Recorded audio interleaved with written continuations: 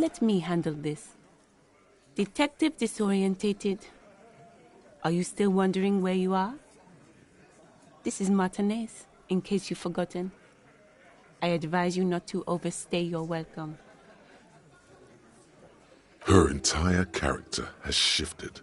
This young woman is cold as ice. Yes, extremely normal. I'm not a gardener, by the way. I'm a legal counselor for the Dock Workers Union. So let's get to it. You're looking for Titus Hardy? You think he has information that will help you? Maybe he does. That's Titus. Talk to him, but know this. I'll be keeping an eye on you. No strong-arming, nothing official. The District of Martinez does not recognize your authority to make arrests. It doesn't matter if you recognize our authority. We will make an arrest, if we have to. She says nothing. Her glare speaks for her.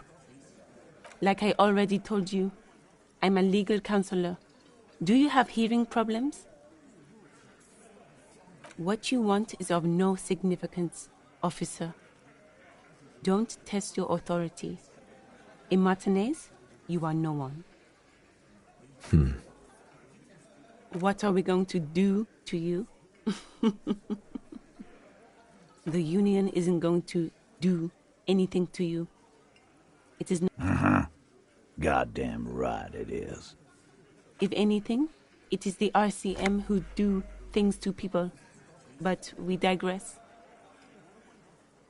Aggressive, you make your living enforcing violence. These people are just dock workers. So you were spying on us, and now you represent murder suspects. Just dock workers. We've talked to Everard Clare. We know who these men are. The Union's militant wing. Listen, you moral intern lackeys. You're a mob, enforcing the unlawful privatization of Revachol. 20 fat men in the Occident are stealing it all, and you're their bodyguards.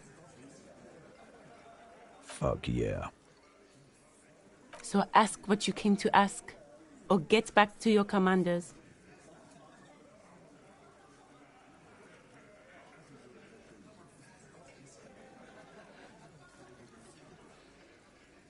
No one is emotional here. Do your job. Ask your questions, then...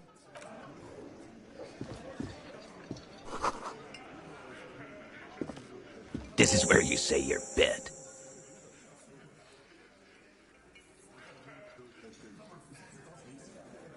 Detective.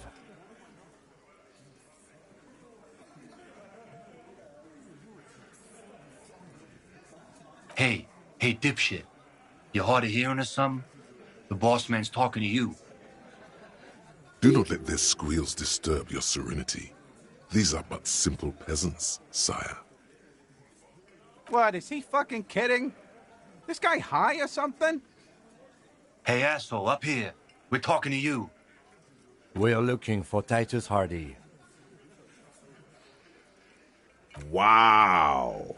The RCM sent us some big dick cops. Real big dick cops. Look at them. Reckless. Swinging in the wind. Yeah, look at the big dick on that cop.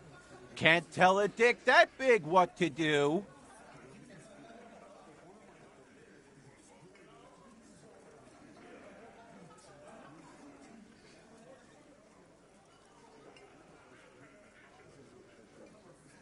Must be something in the water in Jamrock. Yeah, gave him real nice big dicks. Yeah. Anyways. You might want to start asking your questions now. It's not going to get better than this.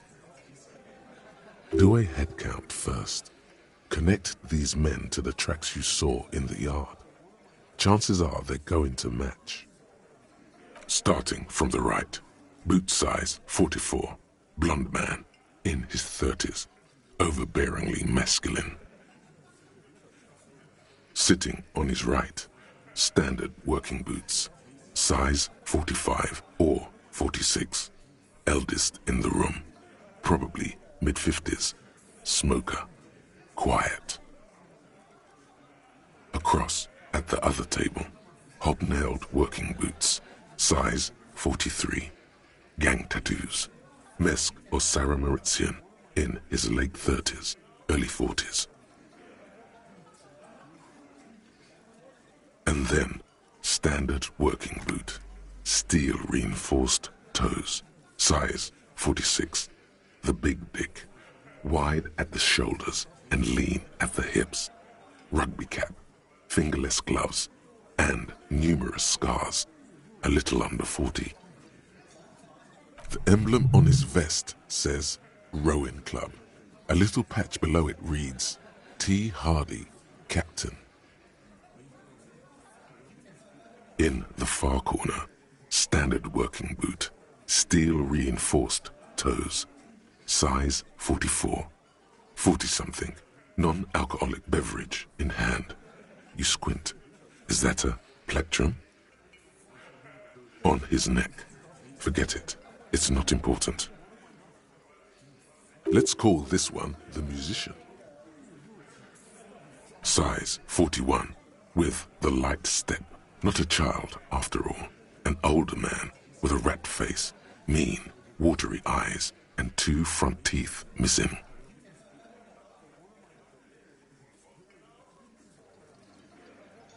In the middle, heaving and wheezing, big guy, boot size 46, deep marks, probably carried the victim over. He, alone, is 130 kilos. Add the man in armor, and you could easily exceed 220.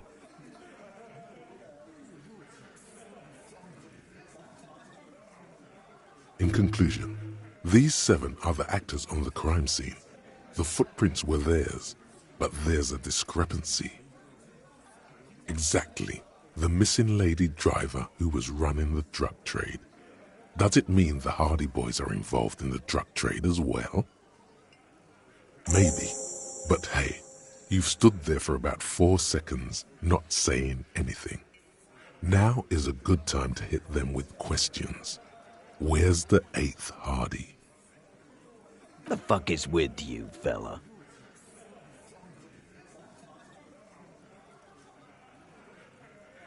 What are you talking about, madman? There's no 8th Hardy Boy. There's 7 of us and we're all here. Or what? You want to be the 8th Hardy Boy? We ain't hiring. Actually, boss, we've been talking and we think she could maybe... She? So there's an 8th Hardy and it's a Hardy girl? Who might it be? Elizabeth? Shut the fuck up, Glenn! I do the talking here. Now what the fuck do you want, cop? So let me get this straight. There is an 8th Hardy Boy. It's a she, and you don't like us talking about her? That's right. We're not talking about this. This is a private Hardy Boys matter. Nothing to do with your shit. End. You're not cops here. Don't go digging around if you don't want a bullet in the back of your head. I'm watching you. Good. We are all watching each other. Officer, your question. There's no point in pushing it further, he thinks. This is already a victory. We'll learn more about this 8th Hardy sooner or later. So, you're not just here to swing your big dick. You're here for the pretty boy. A real looker, that one. Stinks like shit, too. They love him, boss. Spend all day digging around in there. Can't get enough of that pretty boy smell.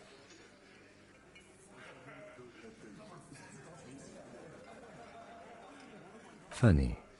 But my partner and I have a serious matter to discuss with you.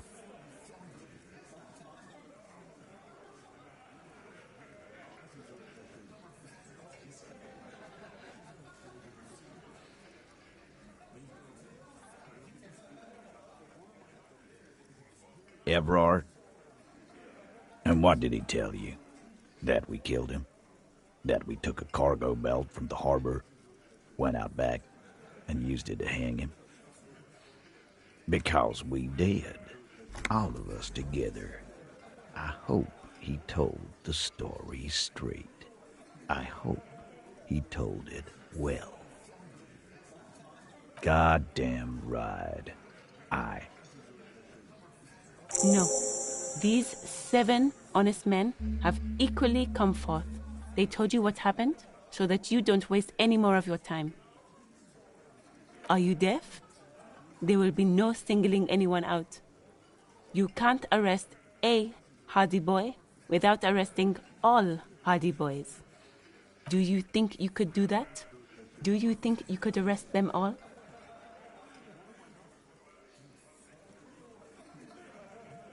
Who do you fucking think does?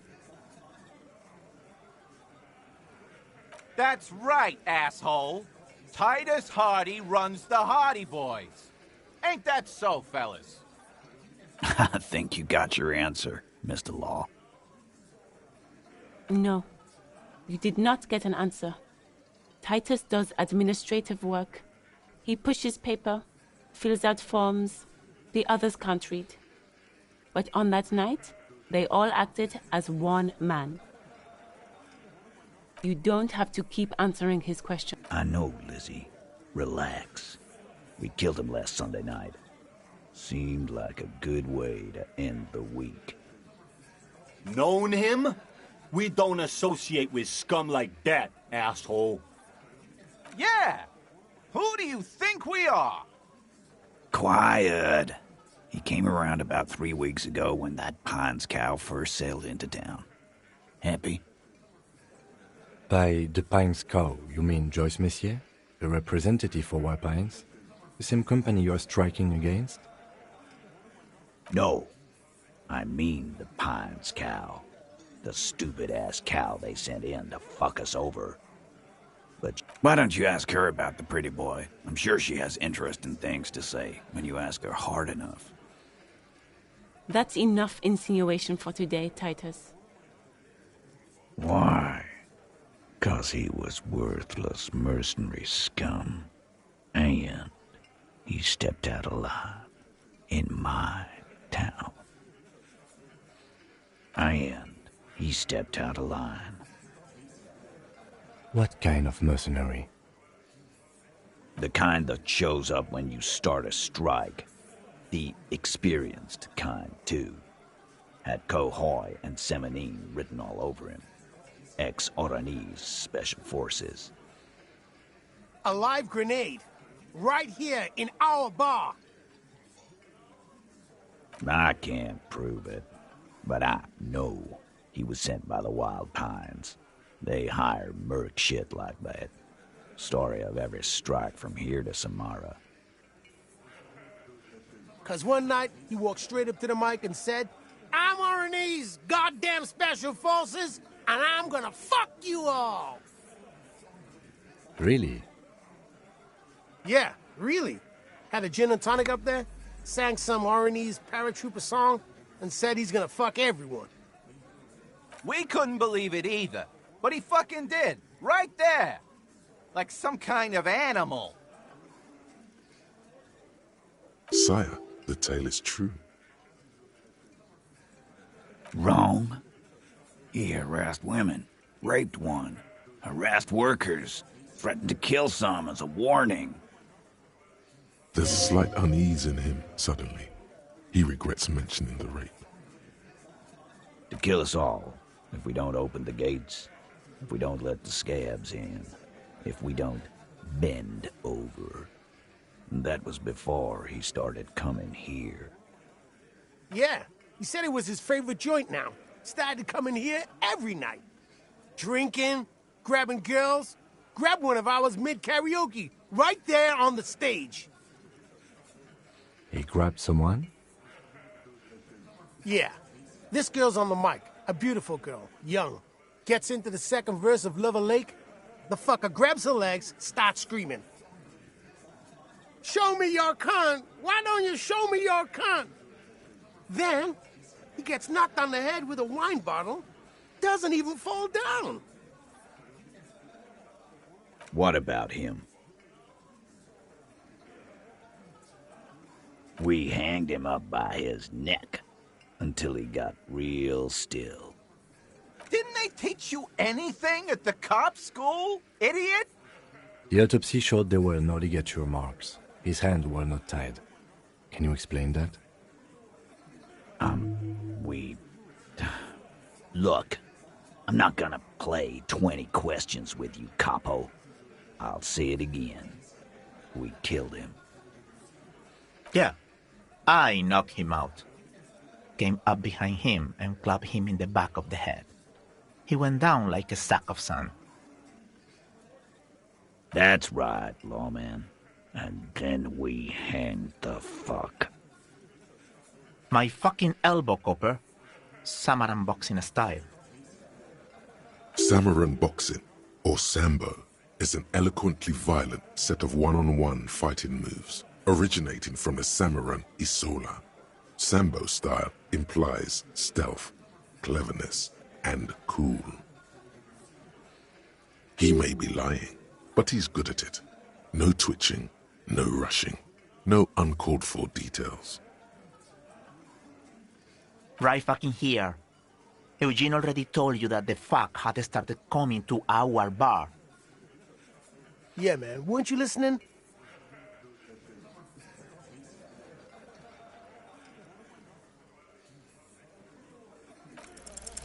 Titus is solid as a rock, and so are a few others, but...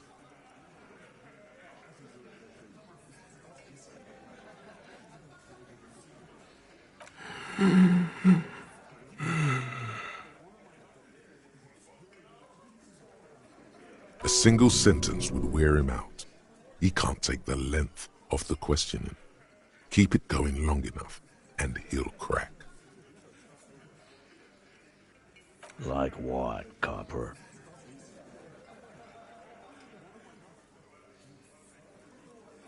Nothing. Your investigation here is done. Leave Martinez, go back to your stations where you belong. I think we're going to stick around, thanks. Some things don't add up here, Titus. I've done this job for long enough to know that people don't just confess to first-degree murder. Even if it is a group responsibility, we're going to look into this. Good luck with that.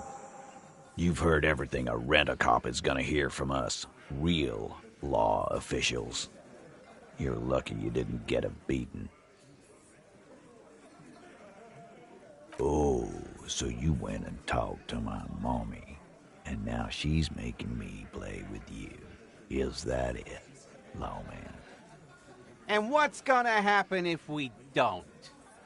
You gonna go and tell on us?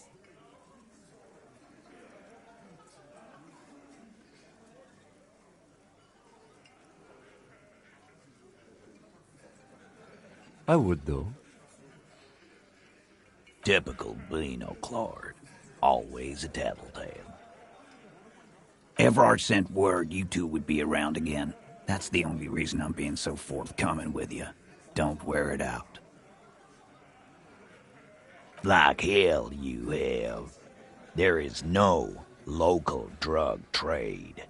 This place is as clean as a rifle. Go back to Jamrock and ask the local junkies how clean your streets are in Precinct 41 Kilos. We'll do that. In the meantime, did you know that there's an abandoned lorry at the intersection that was used to move raw ingredients for drugs from Terminal B to Jamrock? The person driving it was present at the hanging. It was one of you. We've connected the footprint. Detective, do you want to deliver the coup de grâce?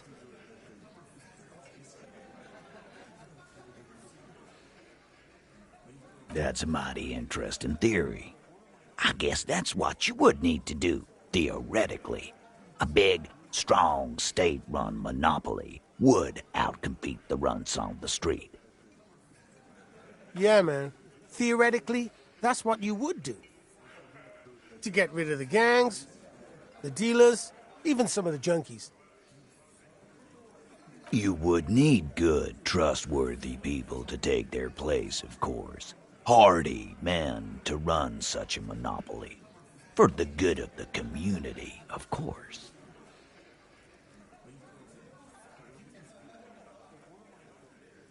No, there aren't.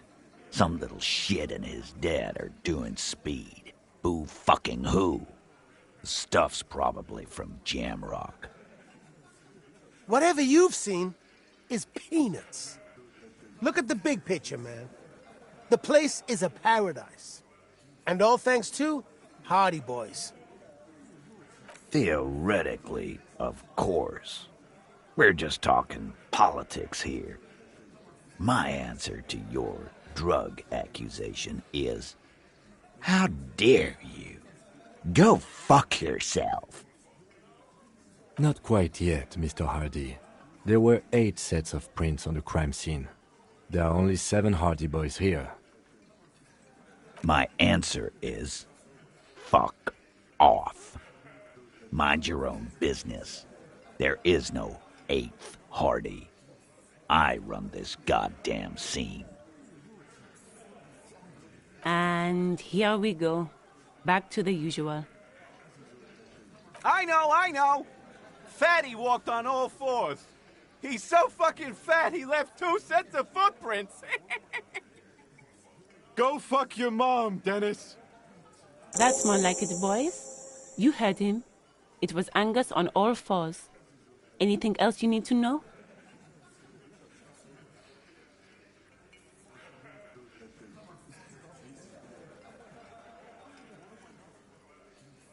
Yeah. By friends, you mean his squad mates from Crenell. Wouldn't want to beat up his grandma.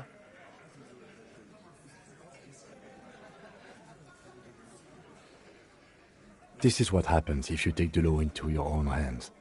Other people start doing it too. Let them come. The Hardy Boys are right fucking here. You heard the man. Right here. We're armed. We got the whole district behind us, and Glenn. Glenn is fucking crazy. Yeah, a well-oiled murder machine. The mood is on the rise. They're feeling confident, ready to punch out the whole Merc platoon. The fuck is that supposed to mean? We're not bees. We're men. We're socialists. Easy, E. He's trying to phase you. What are you trying to do? Scare my men? So are the local gangs. The fucking Barmy Army and the Madre scum. You've been out there. Seen any around? Yeah. Where are they now, huh? Sent back to Madre in an airtight cargo crate. These people are trained military professionals, special forces, as you said. They're not a gang or a Barmy army. No, they're not. They're uncoordinated and drunk. We know more about them than you think. We got weapons of our own. We got Ister 50s, Zeelagers. Glenn's got a knock cannon at home. I guess we're gonna see, aren't we? Yeah, like you've been up against ceramic armor. You haven't even seen the whole suit, right? I've seen the whole fucking thing, and it didn't make him immortal. Big fucking surprise. They hire psycho scum, arm them to the teeth, and let them loose in the city. What do you think is gonna happen? What do you mean, okay?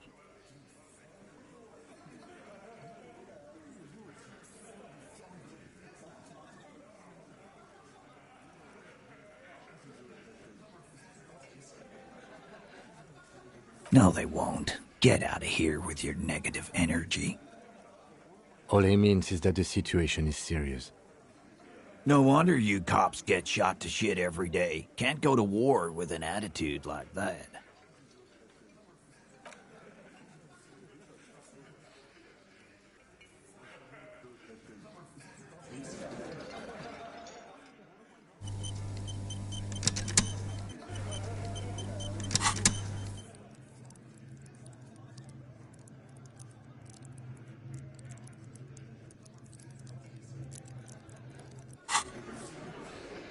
It's you again.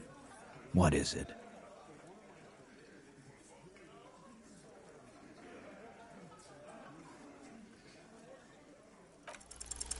As you look around this room full of sweaty men, swearing, drinking, spitting out tobacco, does this look familiar?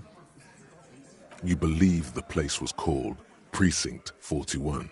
It was also filled with, almost exclusively, men, sitting on desks, talking shit and wasting time.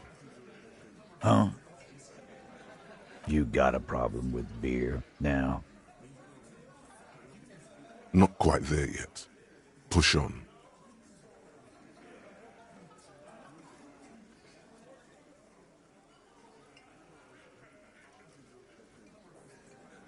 Speak for yourself, buddy. We've been giving a shit for 10 years. Martinez was a dump before we put this outfit together. They don't know, man. They weren't here. We had 3 shootings a week, kids dead, fucking graffito everywhere. You cops haven't shown up since the 30s. Congratulations on the graffito removal.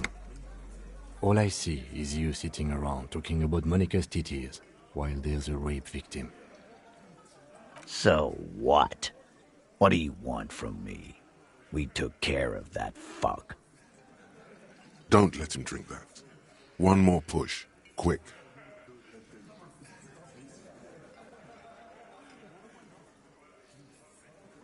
Titus? She stops mid-sentence. That's it. You got him. He's going to give it up, but on his terms. You wanna help her, cop? Fine. I'm gonna let you help her, but you treat her with respect.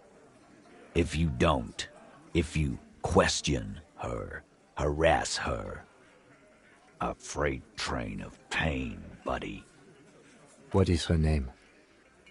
Glacia, I'm on due.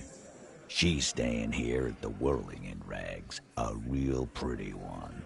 Silvery jumpsuit, blonde. That's Amonju, with an O-U. Shit. The girl upstairs? That can't be her. She knows you drank so hard you forgot you were a cop.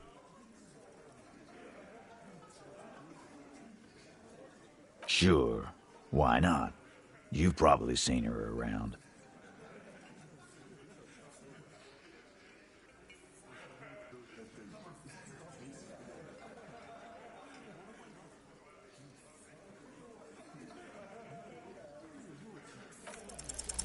You inexplicably add cool after the victim's name, with your eyes bulging like some wild beast.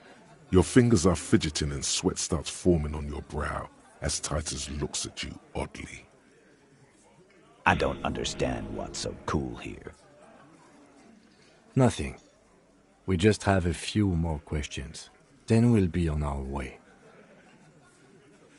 Relationship? There was no fucking relationship. He raped her. That's their relationship. Was like that karaoke incident all over again. Or like some of the other girls he was harassing. Okay, enough. All of this is irrelevant to your stated investigation. He did it before we killed him. He's not gonna do it again. So what does it matter? It would help if we establish a timeline. All right. 2 weeks, maybe? I don't know. Here you go, boss. I know her. How well do you know her? Well enough, Copper. We party. She's been here for a few months.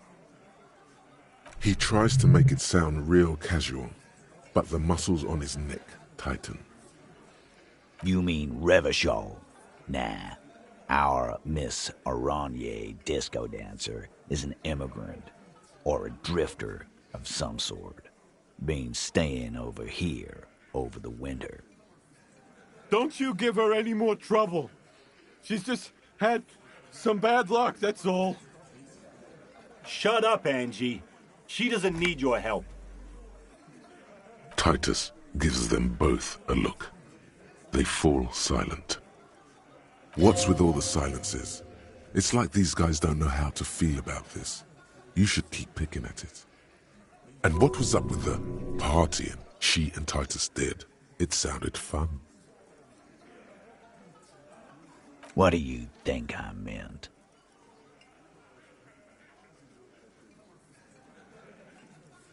Yes, yes, and no. Got something to say about it?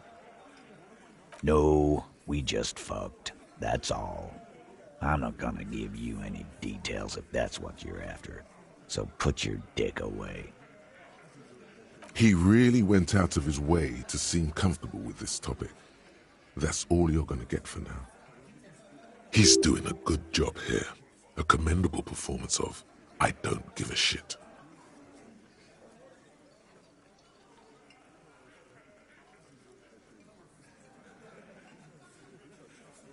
Remember what I said.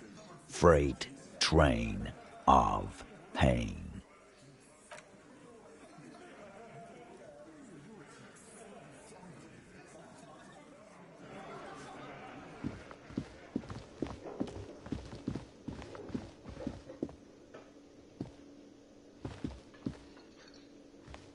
Officer, what was that?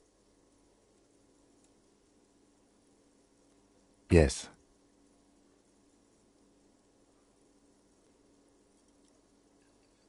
The victim? Is there something I should know before we talk to her?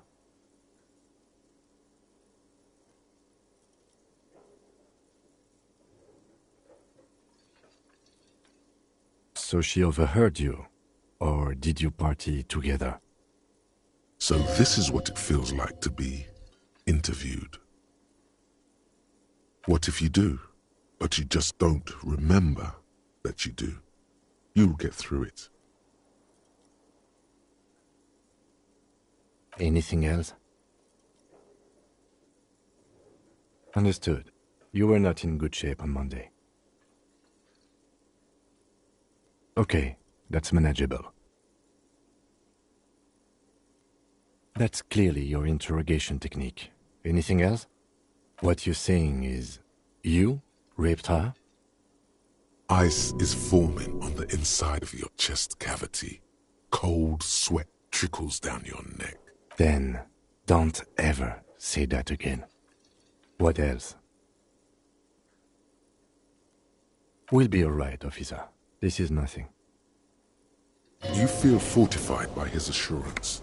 It's going to be all right.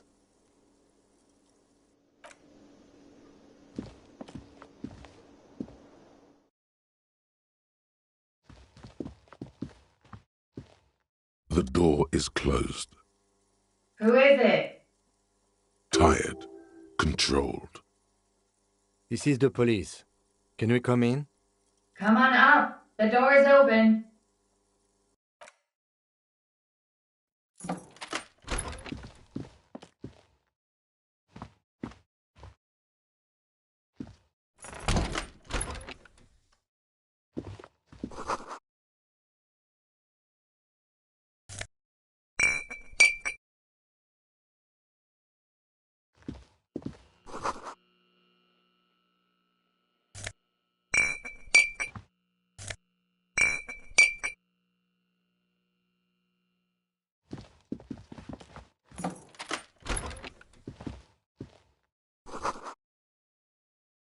This medicine cabinet is full of wares.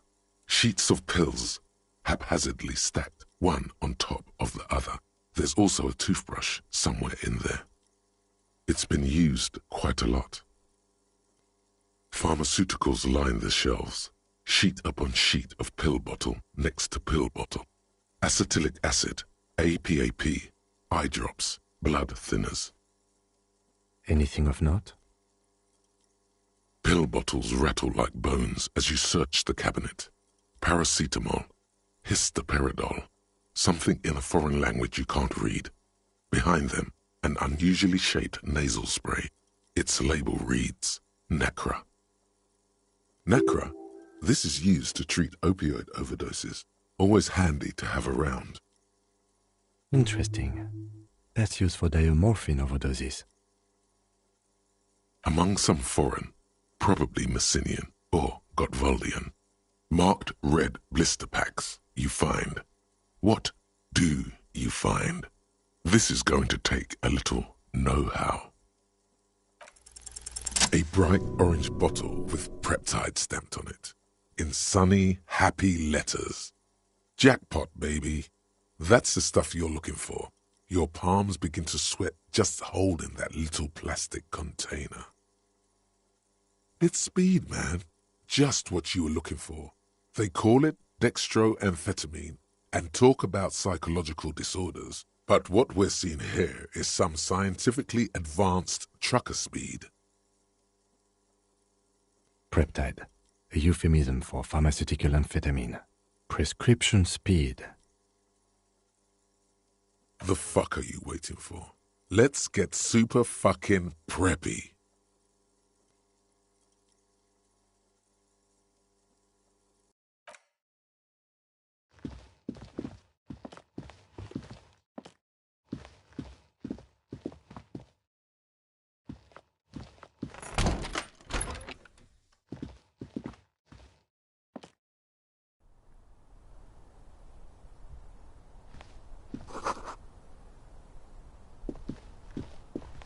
This window is pristine on the inside, unlike the one next to it.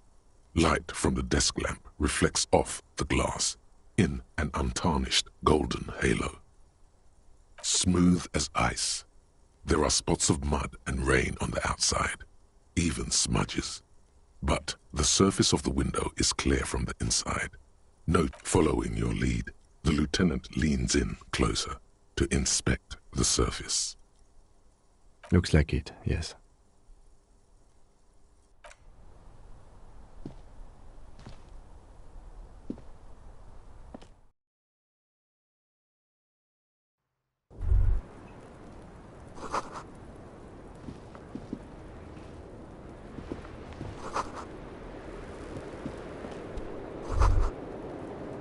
Just as you look at the flowers, a gust of wind raises them from the roof, picking them up in the air. You catch a single white flower between your fingers. The rest fly off into the wind. It's a maybell. The young woman looks at the maybell in your hand, just a glance, then takes a drag of her cigarette. The lieutenant gives you an acknowledging little nod.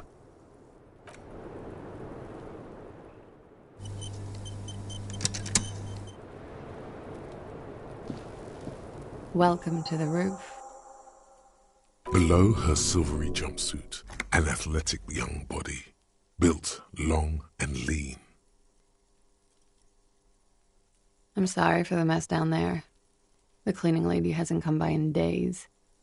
I'm beginning to wonder if she ever will. It's much nicer now. Where the dead body used to hang, clearly visible from the roof, but no longer. Thank you for that, officers. Truly. Oh yes, legends of room number 1 have made their way around the building. They say a portal to hell has opened in there.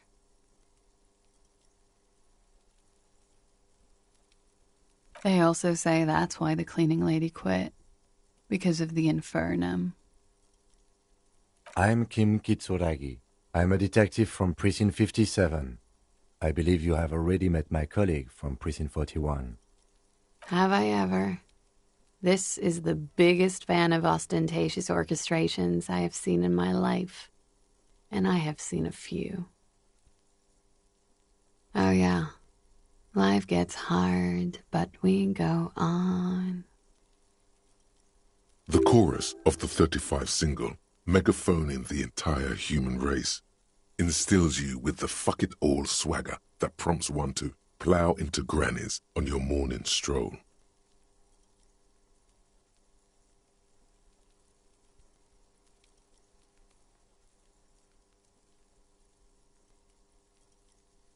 Miss, we are investigating the murder of the man down there.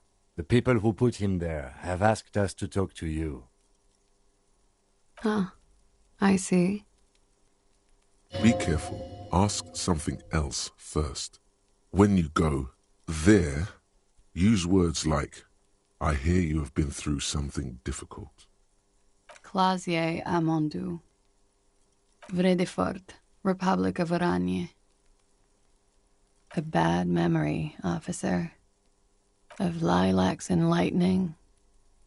Parks, glass. Duraluminium. Vredefort is a conference city. It's always autumn there. A night. At least it was for me. What's so bad about that? Nothing. If you're no longer there. I'm 28. Something stupid. Oranese lit. Oranese literature. It's what I studied at the university. Fear of failure, fear of death, how it sucks to be Oranese. All national literatures are... Only the name of the nation changes. If that's true, then Revacholian lit would fit you like a glove. Nothing. I do nothing with it. Cool. I've made more money by just being than I have with Oranese lit. Many things. A roller skating instructor, a secretary, Miss Oranje 37. Miss Oranje, now there is something you should linger on. All things considered, very. Now linger. It's a beauty pageant, held in the year of our century 37, in Oranje. She was 14 at the time. It's a competition for stupid girls. Men look at them and choose the most beautiful. When you have the fewest deviations from the norm, I've been told it's a type of mediocrity that I possess. Yes, and for that I got a crown and a sash and a scepter and a scholarship to study Oranese lit. Indeed. Her voice is indifferent to the number. I don't think I've ever heard anything less relevant to any investigation. Come on, detective. Cut him some slack. This guy's been through some heavy-duty emotional stuff. I'm afraid you can't, officer. Why is that? Because it's buried in a sealed plastic bag at an undisclosed location on the coast, along with cash and airline tickets. Thank you for your candor. Why? They say so in your tourist brochure. Keep travel documents away from your person when west of the river. Look, officers, I like this place, but I don't want to be stuck wandering the city like a ghost after being robbed of my travel documents. I don't want to become an indentured servant in a brothel on Boogie Street, and I don't want my relatives to pay the ransom. If I were to lie to you, I would come up with a more mainstream name than Clausia Mondu. She seems to be telling the truth, sire. Okie dokie. If any of this made her nervous, it certainly doesn't show in her expression or her movements. The record. So, yeah, it's pretty deluxe. I'm wintering. How long have you been staying here? About 4 months. Here in the Whirling, here in Martinez, or here in Revachol? Because it's the funkiest building in Martinez. And because all the other buildings are bombed to hell. Thank you. I've put a lot of time and effort into it. Technically, possession of narcotics is legal in Revachol, but you should still reprimand her. What did you say? Oh my god. Now it's turning into narcomania. I'm sorry. Comes in handy when you've done too many opioids. Is that something that happens to you often, miss? Better safe than sorry. Oh, yes. One of my favorites. It cures many ailments. Like not being able to stay up for 36 hours, not being happy, It cures those ailments. It's just a merit speed molecule, basically. Very funky. It is. The lieutenant makes a note in his notebook. Okay. Something difficult? I've been through at least half a dozen difficult things. Which, by sexually assaulted, you mean raped? Yes. It's a bit early in the morning for raped, isn't it? Is it? It is afternoon. Time flies, man. Yeah, I'm gonna go with not raped. I don't want to say that shit about him. By him, she must mean the victim. Tell them it's not my style. They'll have to, if they want to jazz up the charges, they'll have to get someone more, rape. Are you saying that you were asked to tell us you were assaulted? Not explicitly, but I understood what they meant. It wouldn't hurt to spice things up a bit. Some assault and battery. Sexual assault, maybe. Pretty much. Warming them. She must be very cold and exhausted of this life. We partied.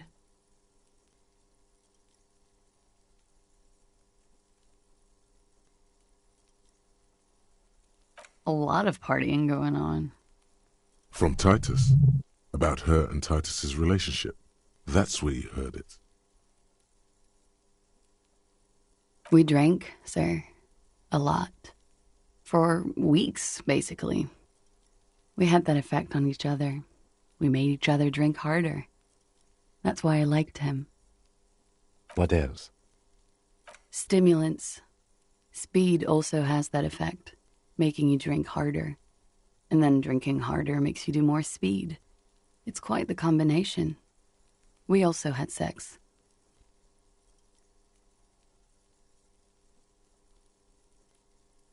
I guess you can say that, yes, a bit. Lovers is such an emotional word. But there was something there. We did enough drugs for there to be. How did you two meet? Downstairs, at the bar. He was on some sort of assignment, a military man, as you probably know. Had a cool, scary scar. When was this? A month ago? Something like that. Oh, yes.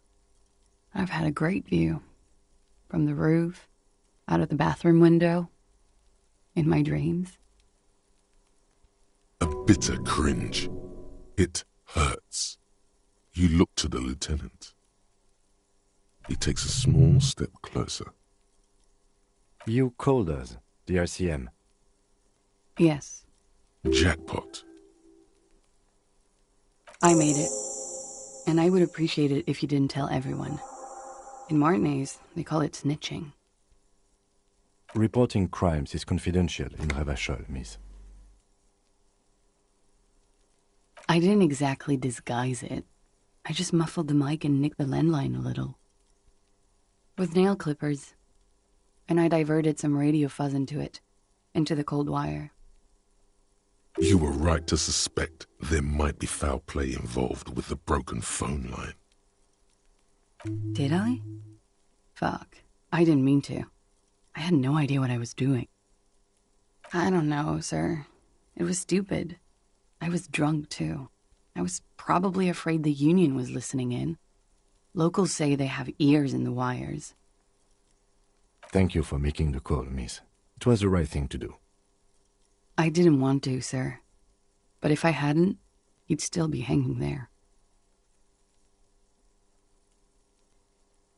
I'm sorry, I can't do it. Not right now. Later, maybe. I keep seeing him. Like he is now.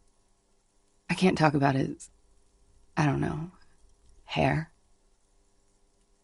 I know it's difficult, miss. We can return to it later. She meant she sees him in her dreams. You pissed it all away. All of it. Elysium.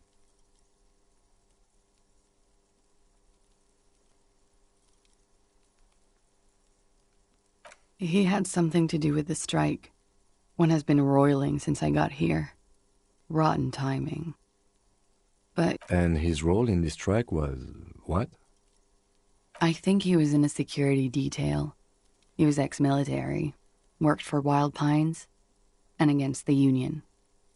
We didn't discuss work much, if you know what I mean. But I understood it was dangerous. And they lynched him for it? She nods.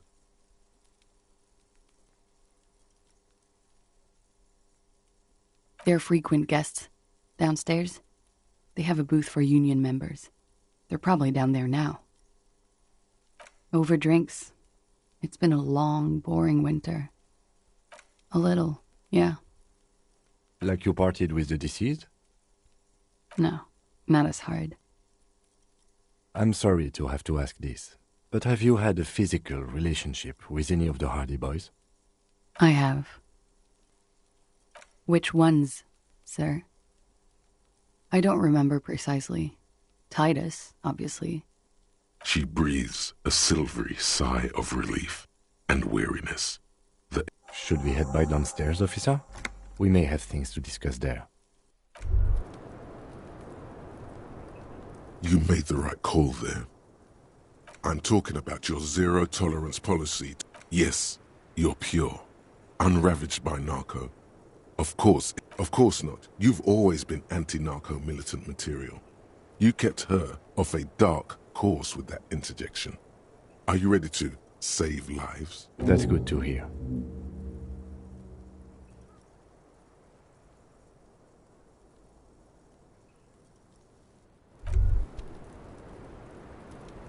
As you turn, a bright light catches your eye. So cool. From a distant sunset, a stage light, flash photography, nowhere in particular. What are you, deaf? They're perfect, like rock star politician. And, yeah, you have. You're a big dick cop, Dick Mullen. Salam Rocky Bayi, badass. With a sudden flash, the world freezes around you.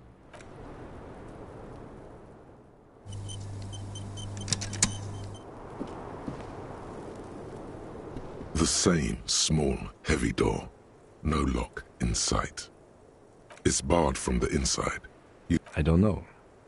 It is not the first closed door we found in this building. I don't know. The further we get, the more this building seems to be tied to the... Below, the hostel cafeteria creaks and groans under your added weight. A skeleton of a dull thump. Somewhere inside, a wind brace rattles from the vigilantes, the cadaver, and a number of people connected to the case are in or around this building. This door is part of it.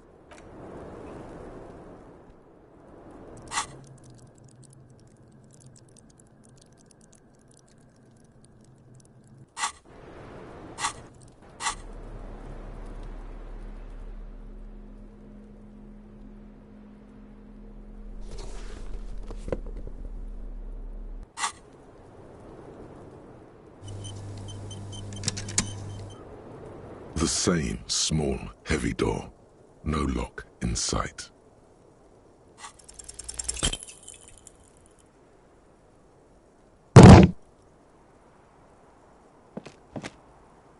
You kick it, gung-ho style. All right, let's trash the place. Let's not.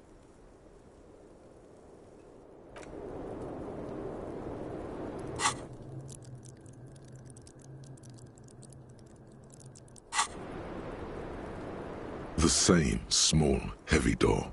No lock in sight.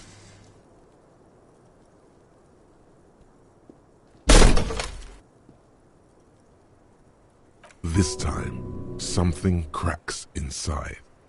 It is an unbelievably satisfying sound. Nice. Filling you with a belief in your own body. Well, sounds like this time the property damage was at least resolutive. Would it hurt to look in? I don't know about that. Bent metal, broken glass. Your path lies. You are the destroyer. the bane of inanimate matter. Kudos.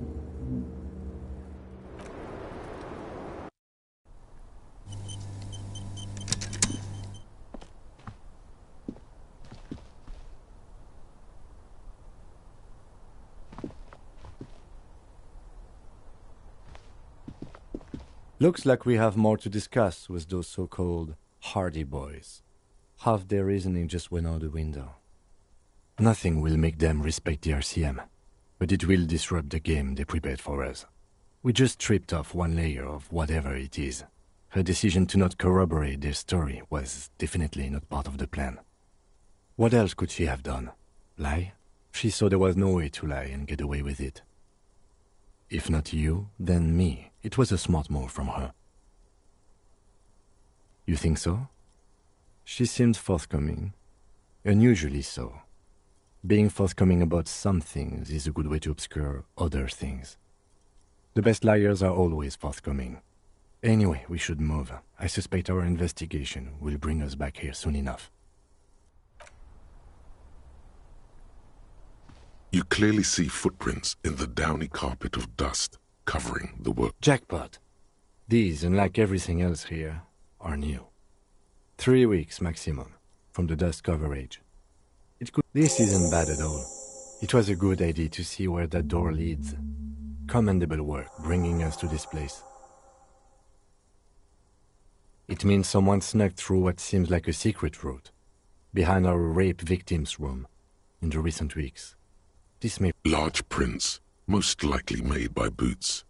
The size is hard to determine. Sole could be bigger than vamp. The soles have left a pattern, uniform, horizontal lines. The size looks about the same, actually. They're not the same shoe, but they could be the same person. Everything around you is quiet. The prints crisscross the work.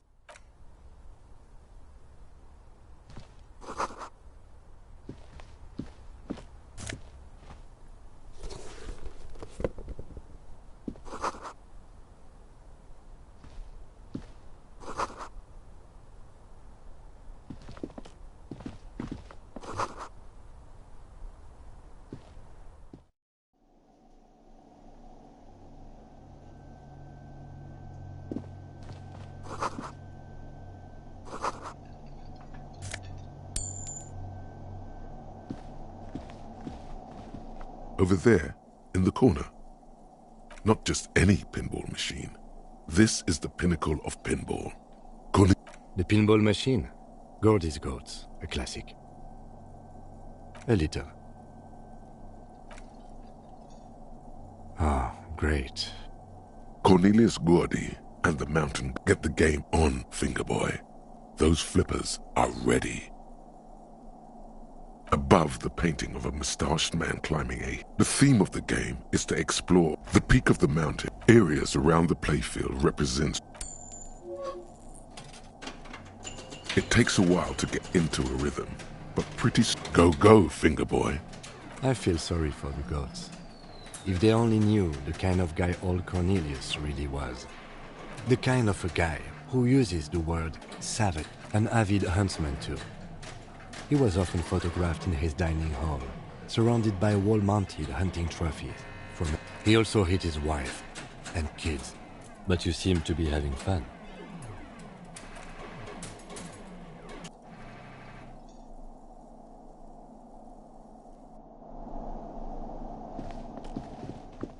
You see a heavy steel door with a prominent dimple lock. There must be a key somewhere.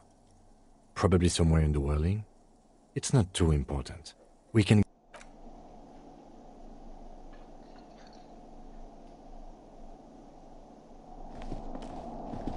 This small elevator is dim, smells of nougat and sweat.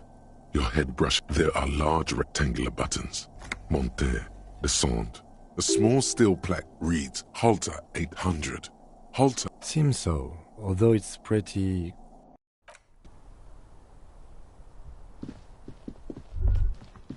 So this is where they brought 40 pinball machines to... The lieutenant looks around the dusty, crowded room. inspecting the At some point, 20 years ago, 15 maybe? Looks like it. I'm guessing downstairs in the hall, next to the main door. Remember the dice maker? Ah, yes, as the novelty dice makers said. This has absolutely nothing. But then it went bankrupt. If that's true, then our cafeteria manager is not going to like it. We should tell him what we found up here, omitting that suspicion. He does not appear to be the kind of man who likes his establishment to... It's not a ghost story. It's a curse, and Gart ought to be made knowledgeable so he can perform counterspells.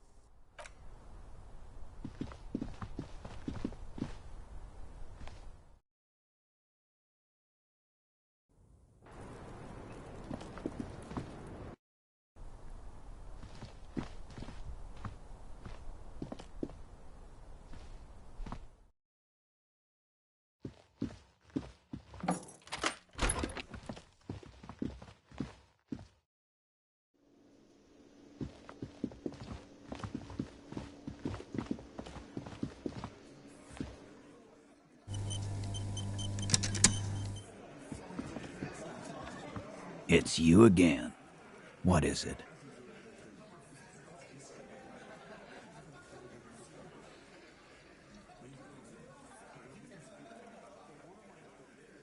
Fuck! I knew that fucking whore couldn't be trusted. For the record, Titus Hardy did not explicitly specify the victim as a whore, nor did he say anything about trusting her. Oh, shut up and stay out of this, Liz. He raped her. He was out of his fucking mind. You have no idea. She's just in denial, asshole. You don't understand the traumatic experience. She's shutting down, and she doesn't fucking trust you. Yeah, she's crazy, you know. A crazy bitch. You know the type. She's fucked up. She wasn't raped. The witnesses' statements were very clear. Lawman, I'm at the end of my goddamn rope with you. I fucking told you not to push her. His hands become fists. And you went and pushed her. I am gonna fucking... Hit you. Duck. Titus Hardy! Success. Titus backs off. Fists down, everybody. Goddamn, no one tells you to put your fists down. Everard personally sent me to take care of this. If this goes south, we'll all be in the shit. But you, Titus Hardy, are going to be buried. Am I understood? Someone has to rush in to break the tension. The second in command. Look, Copper. We know that that fuck was a rapist and a killer. We got him confessing to it on tape. Show it to him, T. What's the harm, right? Here, jerkwad, listen to this shit, and then come back and tell me the soldier of the apocalypse was an innocent man. You think we go into this shit deaf and dumb? You RCM aren't the only ones who know how to bug people. There's no university degree for that. We have machines. We're in logistics. How do you think a harbor works? It's advanced stuff. Understood? You've listened in on their communications. How long? Since way before their chief started taking swing lessons. Things got nice and quiet after that. It's not advanced. You just hold up in a coop all day, writing down what they say. It gets hot as hell in there. Don't put yourself down, Angus. It's important work. Yeah, man. You're like a radio genius or something. Those notes are some in-depth stuff. Indexes and shit. Don't forget your tape, lawman. Compliments of Titus Hardy.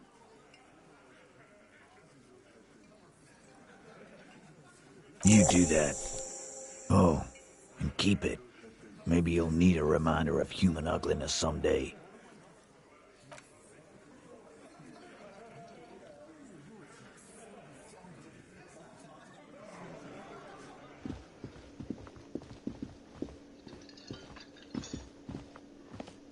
Can I help you? Another thing. Great. I love those. Oh, okay. Well, I did hear you make noise back there, so good for you. He's really holding himself back here. Okay, what is back there? Ha! I knew it. I've always wondered where those machines by the door came from. And they told me there was some kind of pinball thing here, too. I knew it. Were there any back there? In working order, I mean.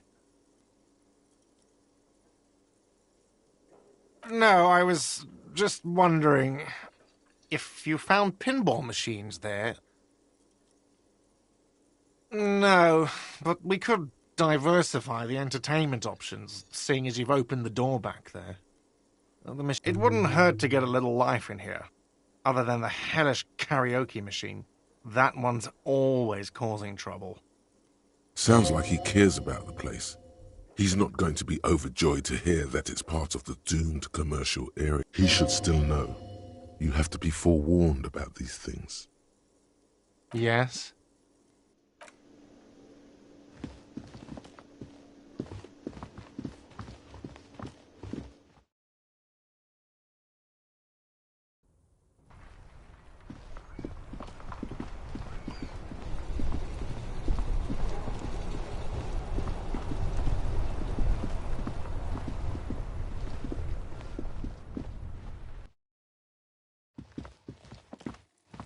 The boomboxes on the shelf look well loved, and one especially catches your eye. Deep, this is you. Gold, just make sure it works before you buy it. Is the Harman Welshie W2, made in Vespa, designed in... And here you are, quality sound reproduction on the go. It'll play anything, wherever.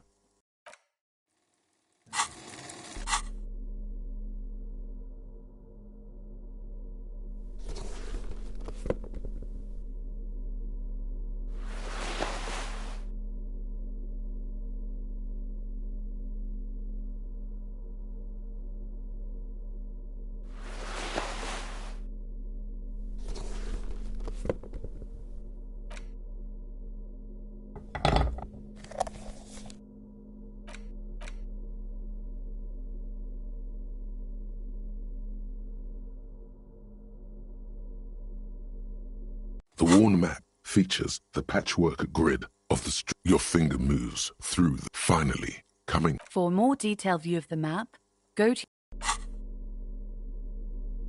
The porter reel is just what you need. You push, command set, and the... This isn't Revachol. This is a fucking village. I can almost see the elephants. The harbor. That's the son of a Kvalson crane. When this shit is done, I'm gonna tear that place up. Soldier of the Apocalypse style. Kill shit. Dogs and chickens too. Gonna run a room, Cordy. A real nice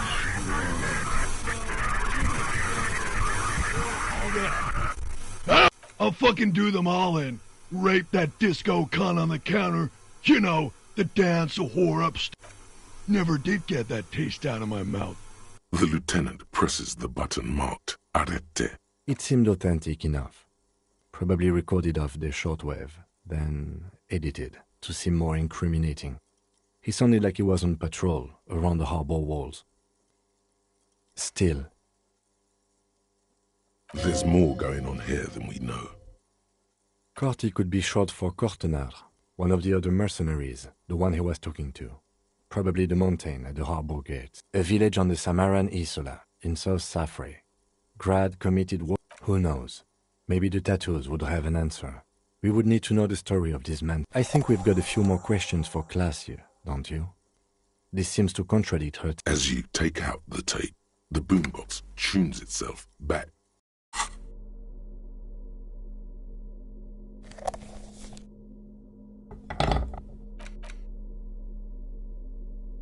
6 crumbling petals rest on your palm. This is the Insulindian lily, called Mabel's or Lucille's tears during the Revolution. This flower is a spring flower, but it's a bit early for that, isn't it? Yes, but not this early, not to my knowledge. It looks dried, preserved. Maybe, maybe not. We'll see. The revolutionaries, so the communards and the anarchists. White's their color. It's about girls and boys more than sides.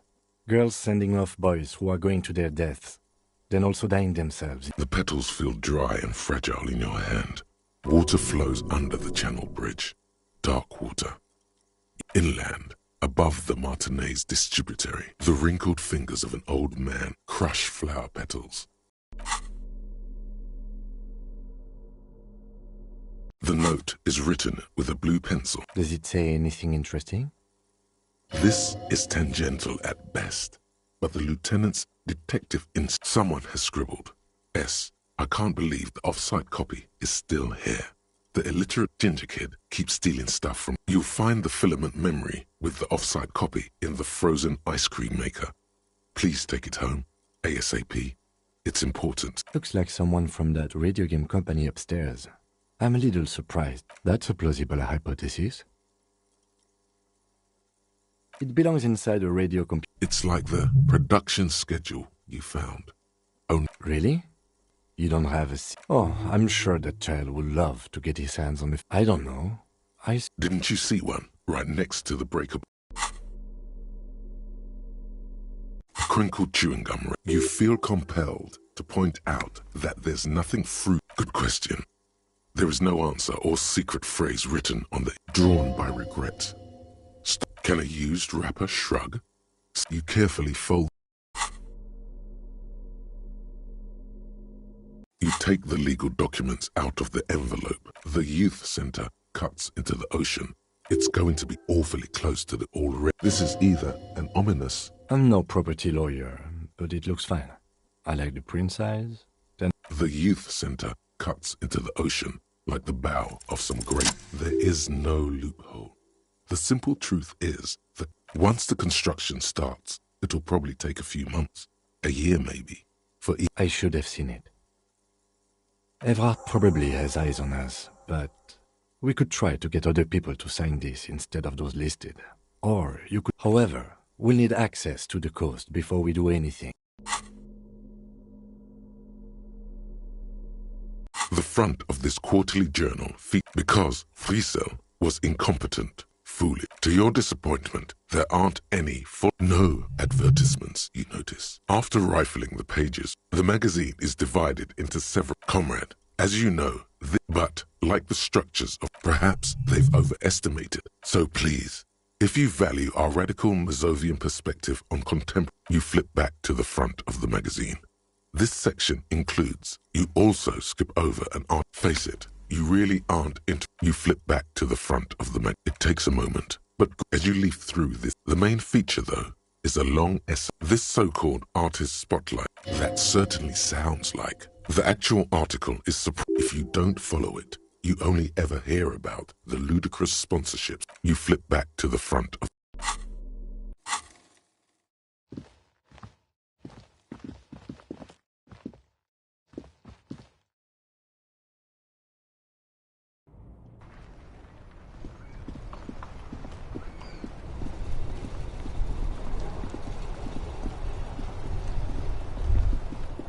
The afternoon sun shimmers off the white on blue. Police do something important. This is a Caprice Canema with its air-cooled rear mount. The high center of balance is offset by a... Due to a quite steep price tag, it is very unusual to see one in police.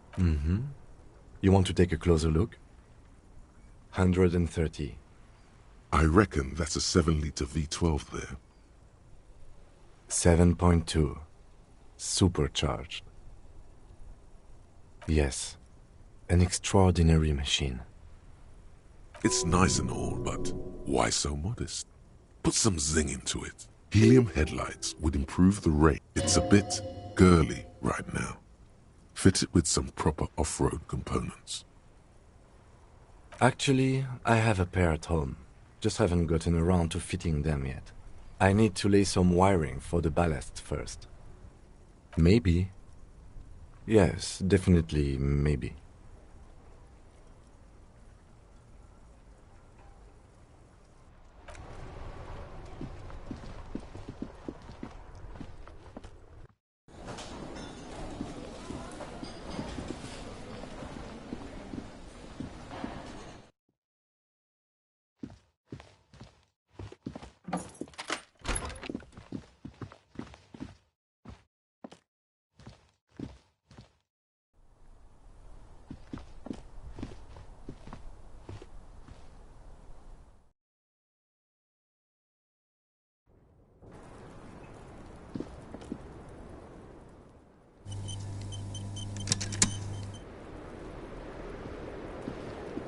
Officer, it's a fine day for questions.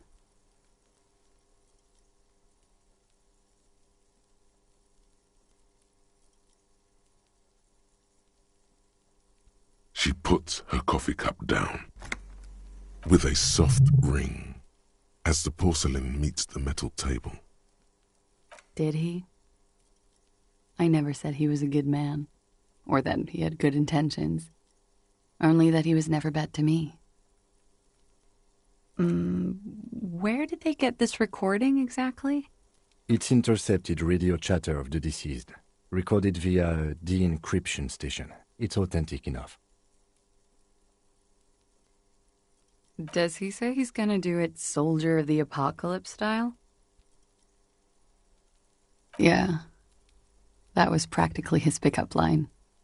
A memory surfaces in her tired neocortex. It's not entirely unpleasant. Did he say whores a lot? Was he pretty much on the verge of doing it Kohoi style? He wasn't actually there. He didn't do a tour, or at least didn't tell me he did. Would have been overkill anyway. He lived... Yes, was he bragging? Oh no, I'm pretty sure he did all those things.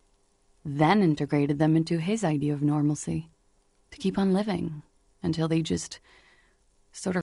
running joke. I was gonna say running joke. And it sounds like you didn't even get the good bits. Lely's punchlines got way... He was like the Seminoles conflict, the Kohoi massacre, and the 36 famine in Yezut all rolled into one person, then cast in Orani ceramic. Afraid of what? That tape the Hardy Boys recorded? Your mother probably never told you this, but girls are evil. Had I the physical robustness and social support, I'd be in Kohoi. Did he tell you he had actually done any of the... No. We were too busy laying waste to our own nervous systems to direct any of the fury outward. He seemed happy. Thank you for clearing that up, miss. Whenever you're ready. I'm interested to hear what Titus Hardy... She takes a very small sip of her coffee and smiles.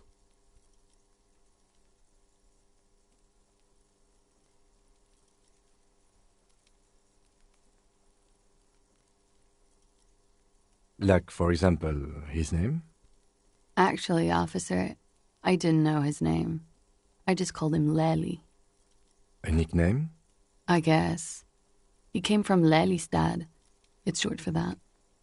And it was his army name, apparently. Lelystad. That's a good start. We have a few questions you can help us with. A few things a field autopsy alone can't answer. The young woman cranes her neck, trying to catch a glimpse of the page the lieutenant passed to you. On it is a list of autopsy observations recorded neatly in blue ink. The last missing pieces of a puzzle of flesh. In Oranje, officer. It's, I think municipality is the term. A nowhere town there. The Lelystad municipality has few boroughs and even fewer cities. It's made of agricultural plots near the border of Gottwald.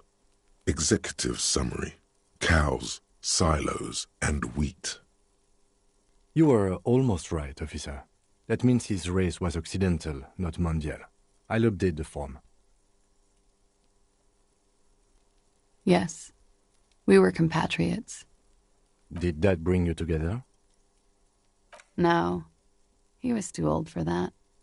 And from another part of Oranien. I didn't even understand his accent. What brought us together wasn't Oranje. It was bad habits. Sex. Alcohol. He was 42. 42? Are you sure? I would have had him above 50. He had many scars that made him appear older. But no. We even celebrated his birthday, like, some weeks ago. It was a funny 2 days. He had little reason to lie to me. We were slightly off then. Thank you for clearing it up. The adversary one. Blue. Light blue. They were like little blue galaxies, you know? It was strange, seeing those eyes in his fucked up face. Pardon the swearing. I do him an injustice. He wasn't ugly. And he had a beautiful, soft voice. Very surprising, what with all the scarring. It was quite something, watching him speak. He had a combat wound on his chin and mouth? Yes. Severe. It made him look like half his face was cracking away in some strange smile. That and those eyes. Ah, yes. His hair, if you can remember? It was light brown, almost blonde. He darkened it with brilliantine, made it oily. Not nice to stroke. I couldn't convince him to leave it alone. Oh, that. Sure, waterways. It was mostly for showing off to chicks, though. How? Imagine him lying in bed. Freakish musculature laid out on the sheets. Scarred, of course. Tattooed. The sheets are dirty for some reason. He's smoking and drinking, of course. And his chest and shoulders and arms are studded with stars. Tens, hundreds of them. Maybe even thousands. And the woman goes like, "What was this, baby?" And he says, "That was too hardcore. Don't ask me about that." So she goes, "Okay, but what's this, baby?" And he's like, "Saw some bat shit there. Killed some loincloths." And so it goes. Star after star, port after port, third world country after third world country. And he's done horrible things in every single one of them. Oh, yeah. No, thank you. I've seen enough of him dead. I can tell you what they meant without looking at them. Go on. He was a blue-eyed boy with thick arms, from a small town. He was also poor, and the government of Oranje needed some people killed, so they turned him into a grotesque killer. For money. He went to Killer Academy in Vredefort. Then he killed some people on the Semenine Islands. And on other islands, too. All of the islands. After this, he came to Revachol and got killed himself. Change of topic, perhaps? Is the Union communist? They're a couple of shades pinker than that, no? Social Democrats? They're not hardcore in that way, is what I'm trying to say. What are we talking about anyway? This politics shit is a lot in the morning. Is it even morning? I think she's just tired. She doesn't know what you meant by that. And can you blame her? All right. Coolly, gracefully, she pours herself more coffee.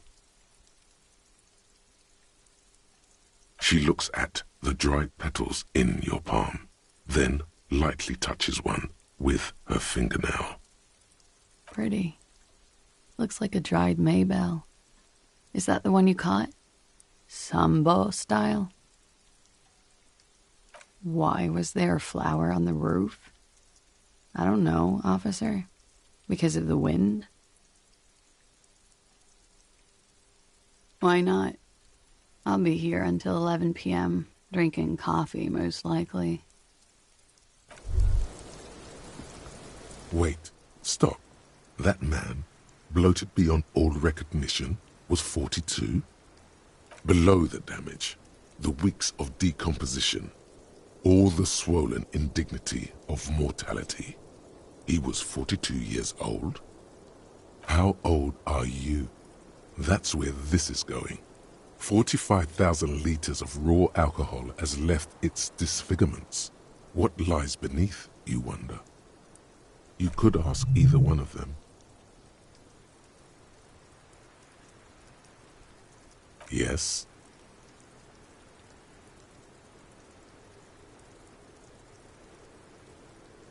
Yeah, but probably not though. Do you want to know the truth? To the laboratorium.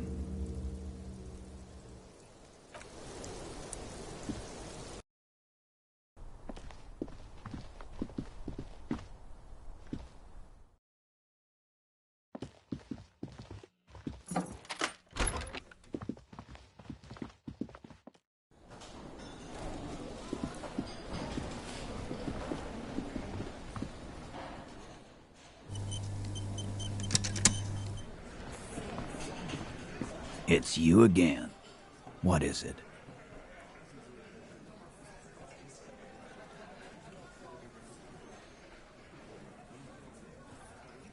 And that fucking fucker. You're the worst cops in Revachol. I gave you gold on that tape.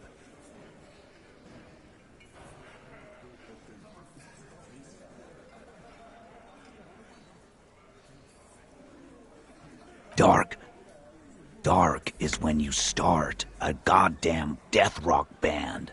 He said he'd rape her. What did she have to say then? Fine by her? This is what people are supposed to be like? Fucking whoop-de-doo.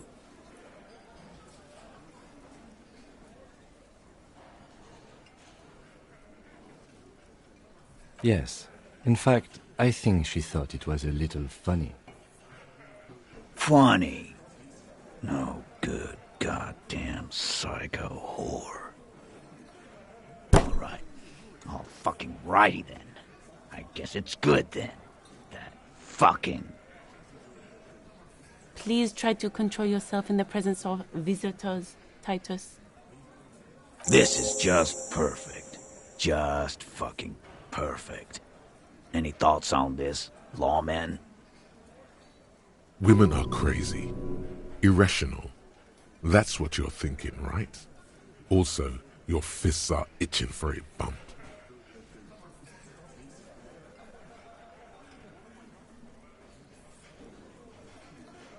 I already told you. We fucking hanged him. There's less gusto in his voice now. His men, too, are growing increasingly silent. Come on, Titus. The stakes are too high here. There will be blood on the streets. The tribunal, remember. I know you're tired. Why don't you just... You know what? I am tired. I'm tired of you, them, and the whore upstairs. Next time you see her, tell her Titus said, "Fuck on!"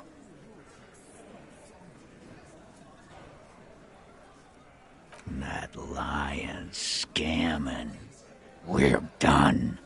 This is over. You understand? Your little investigation is over. Yeah. What is this quiet funeral shit?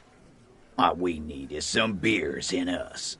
Bartender, 20 beers for the Dock Workers Union. Why do we make it 40, huh?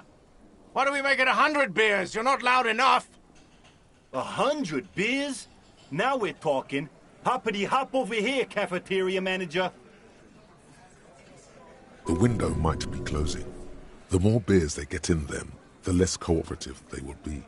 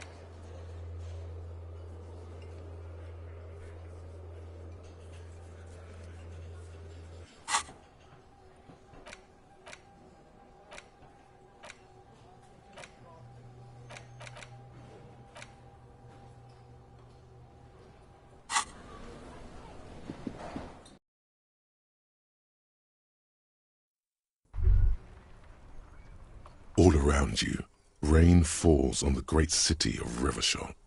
Rain drips from the eaves and floods the gutters, washing the filth away. The spring thaw must be here.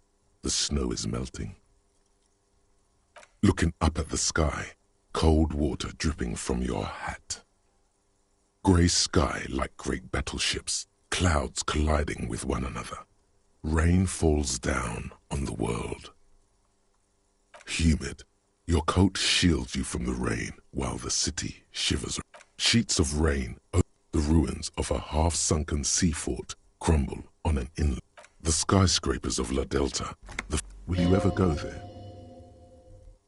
No, you are just one of the hundreds of thousands who watch them rise. Urban coastline, rain dripping off, coal city, end of all lines. Your hair is an oily mess. The great gates of the industrial harbor are locked. Behind the gates, heaps of supply crates. La Drusienne, King Dries passenger harbor. Cruise, Couron, the lower middle class. A silvery curtain of rain over Capeside apartments. Hallways collapse from a yard. Rain falls onto a traffic jam. The road ascends. A raised Have a brother in the cut. Where the wood at? To be in Martinez, when standing in the rain-swept distance, your vision blurs. You wipe your face with your hand. The rain stings your eyes. Coalition aerostatics hang like apparitions under the cloud. This rain will not let up anytime soon. At least we are dressed for it. Let's keep moving.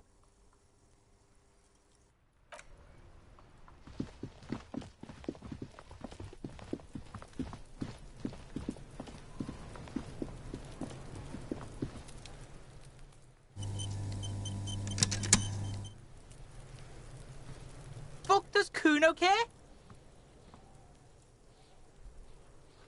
The fuck about it?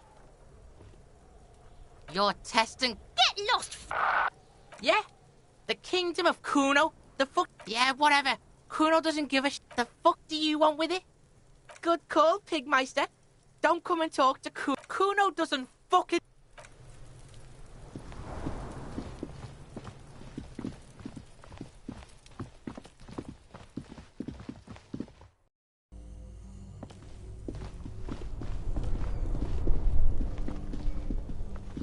This orange machine is dead still. It has a hand-cranked ice cream churner, and turning the crank is all gone now. What better to assuage the creeping sense of failure than some frozen fat and sugar? The ice squeaks beneath the pry. You see the pry bar's metal handle. Yeah, well, that's a good pry bar. I'm not criticizing it, but this ice cream maker is frozen shut. It takes an advanced tool to get it open. I have no idea, officer. His ice cream maker isn't him. Sooner or later, you will stumble upon a tool.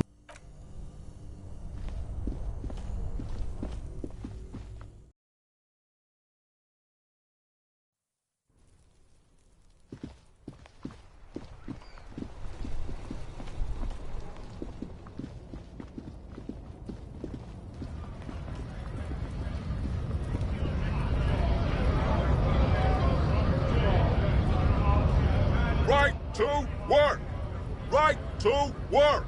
Shame on you!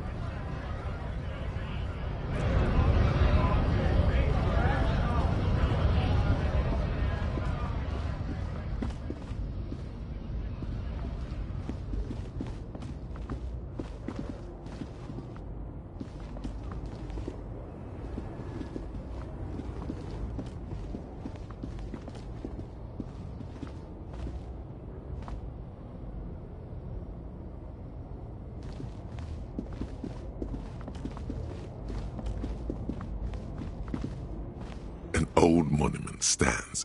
A silver plaque on the... A silver plaque.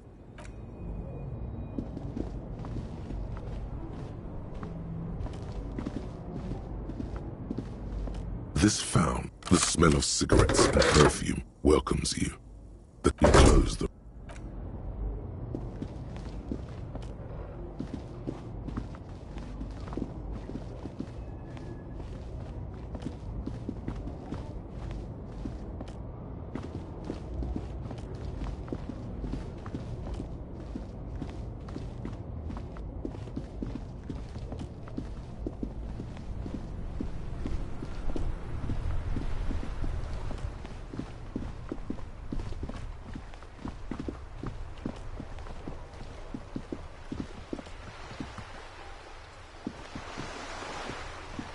Vigilance officer, what can this old carabiner do for you? It's a Bell McGrave, 4.46 caliber, breech loading, Revachol made. This one's inoperable. The bolt spring is missing and the mechanism is jammed shut. Still a beauty. I'm not surprised. There are probably lots of forgotten wartime weapons lying around here. Back in the day, everyone had something stashed away. As for the rifle, I don't know what else to tell you. These BM-446s are an antique. No one uses them anymore. The ammunition is impossible to find. I prefer the old name, Insulindian Lily. Girls bought them to young cadets when they entered service. Wearing them on your cap was supposed to bring good luck.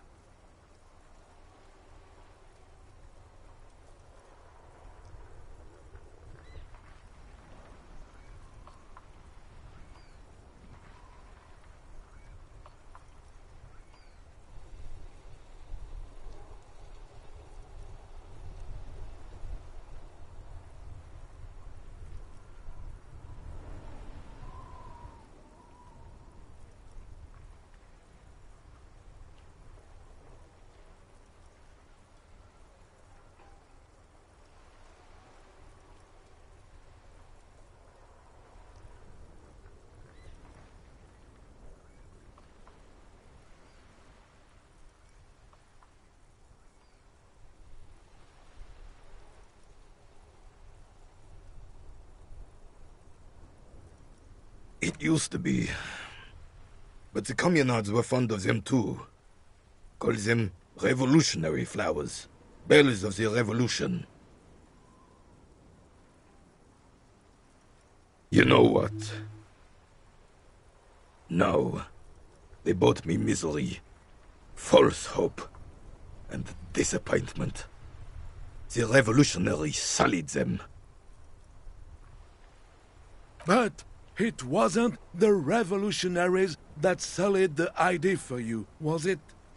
She gave them to me too, and your jealous little heart just couldn't accept it.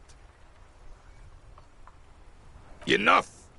I can go over these matters in detail with you, Gaston, but not while we have company. So, officers. Maybells don't blossom yet, do they? Maybe on some remote parts of the city they do. But I think you'll have to wait for at least a month. Yes, the Debardeurs Union pays me to stand vigil during the nights. Not out of any political allegiance, mind you.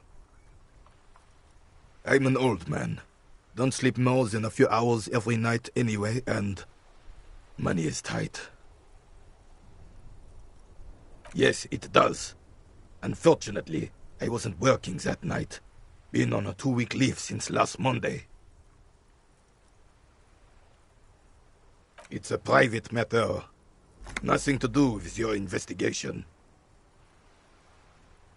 You see, officer, René is the kind of man who'd rather die than admit he needs medical assistance or, God forbid, seek it.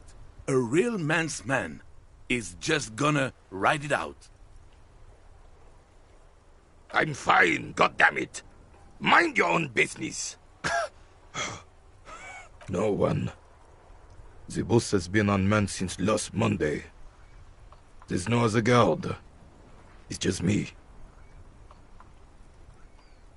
No one has been guarding the container yard since last Monday. Yes. It's not actually an issue. I mean... Look, officers. The container yard doesn't actually need a guardsman. Never had one before René. Monsieur Claire had that booth built specially for him. It's mostly decorative. The possibility of someone being in there is enough to discourage any ill-minded individuals. Evrard created this job for René because he knows the Royal Carabiniers' pension of honor and PTSD isn't something a man can live off. A decorated Kingsman collecting tear reflects bad on the whole neighborhood. His words.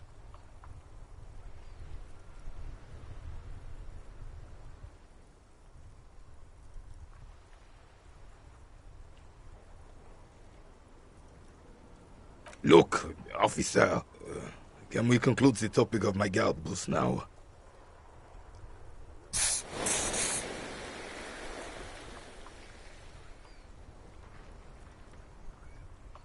She is nobody. This is none of your concern, and I refuse to discuss my private affairs with the RCM. The lady is Jeanne-Marie Beaulieu, and she sure as hell wasn't a nobody.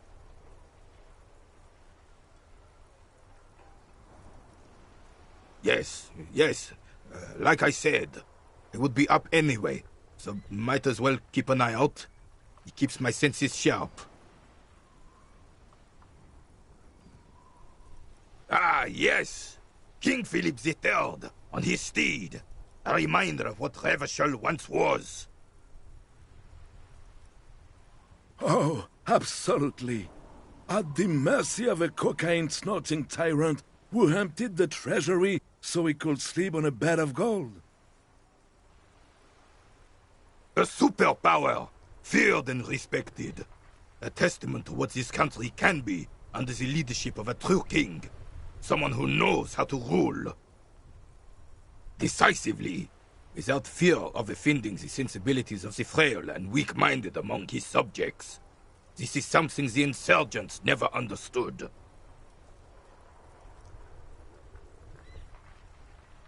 A nation is only as strong as its leader.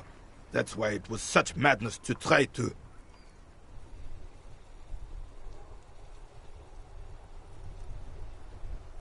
Don't get started on that again. What happened, happened. The Carabinier doesn't reply, but his entire being communicates unbreakable resolve. Right.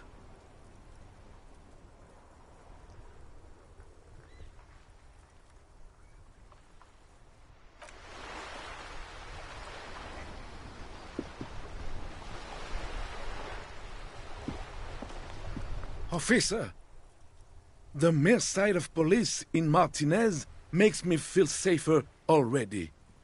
Oh, sweet Jenny. She was the finest woman in all of Revachol. Maybe the entire world.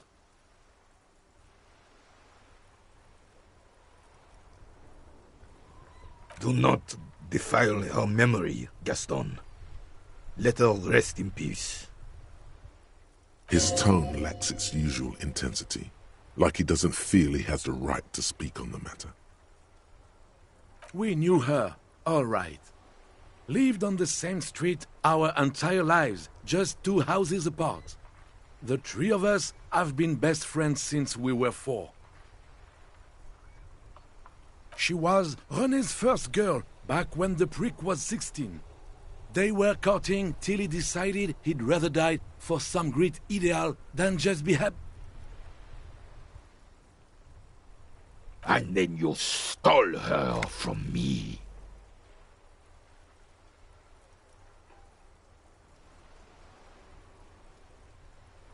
Oh, officer.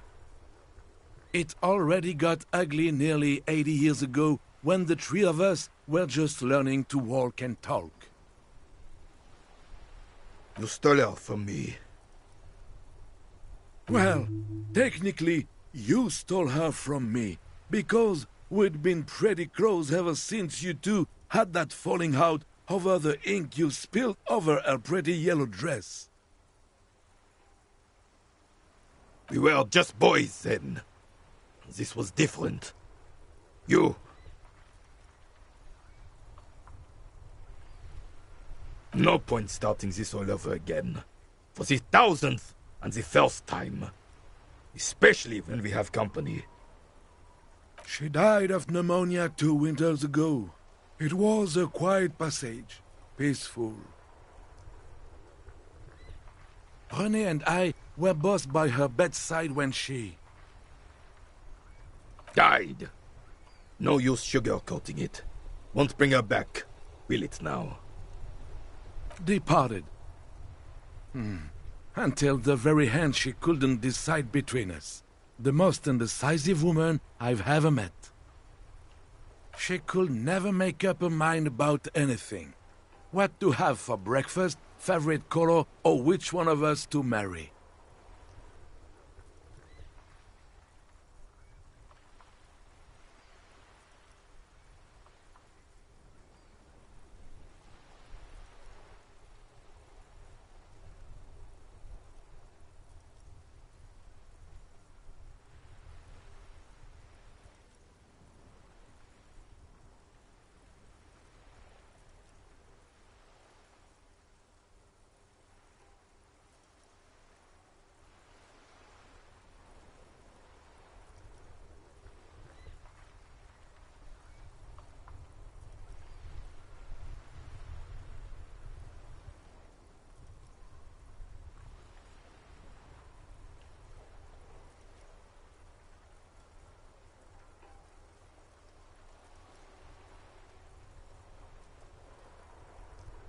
She was always leaving one of us for the other, but never long enough to actually get married.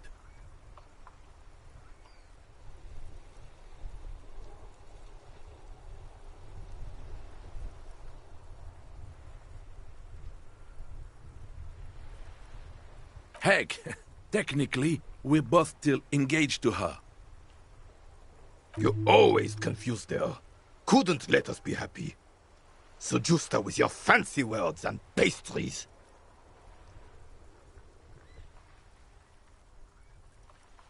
He suddenly remembers you are still there, falls silent, and turns away.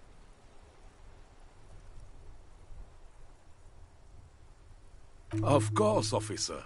Memories are all we have left.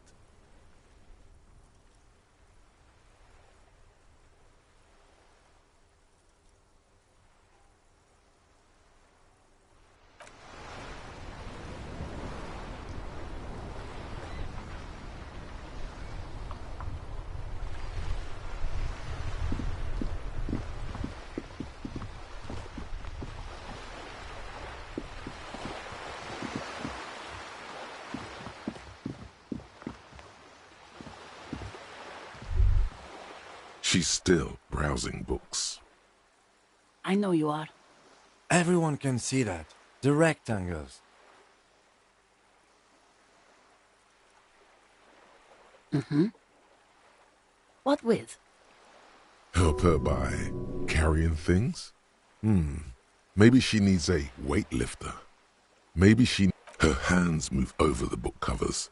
The tips of the woman before you, not...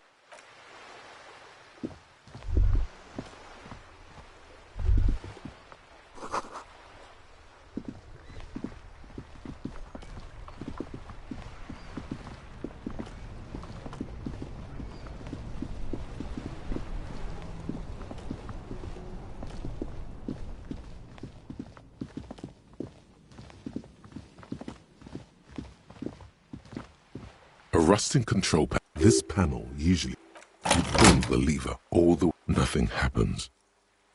A spring brings the lever. Wasn't there a sign over there saying...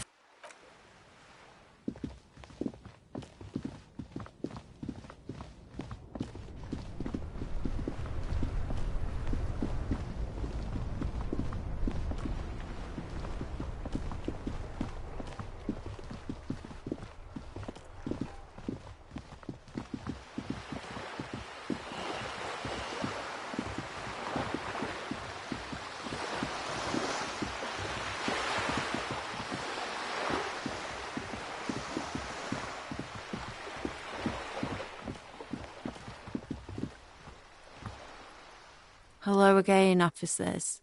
Have you come to admire my mural? Ooh, not only have you found my address, you've discovered my biggest secret. I'm a coal miner.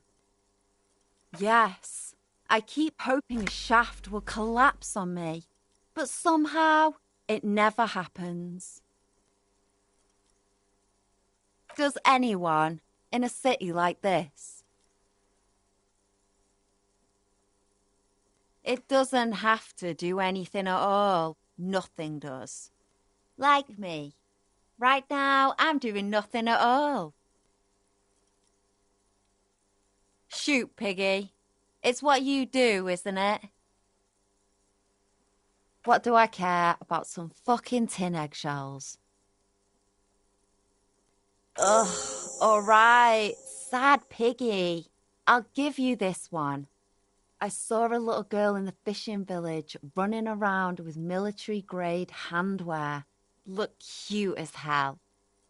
If you haven't been there, the village is a shithole down the coast from the main plaza. No. That's all the snitching Cindy the Skull does. I have a weakness for animals. It's the animal thing again. Damn it. Or a weakness for police officers, miss. Thank you either way.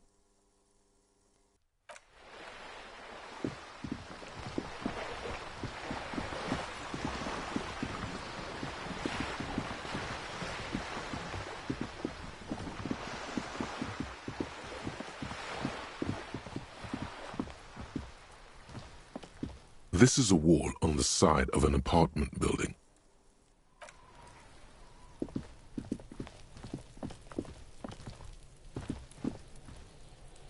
Trying to sneak up on me again? Trying to snuff me out?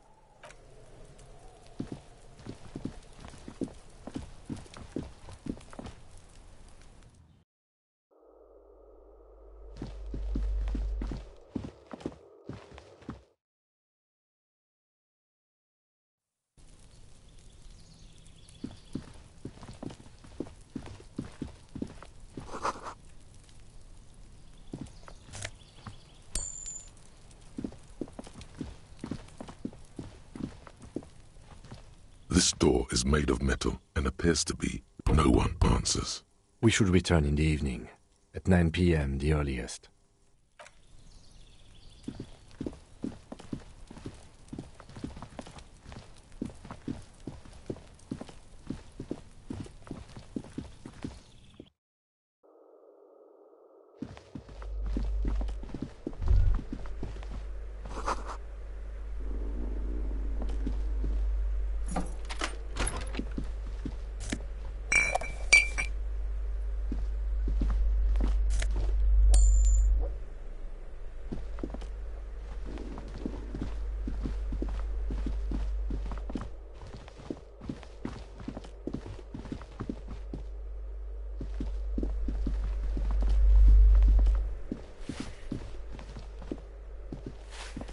Yes?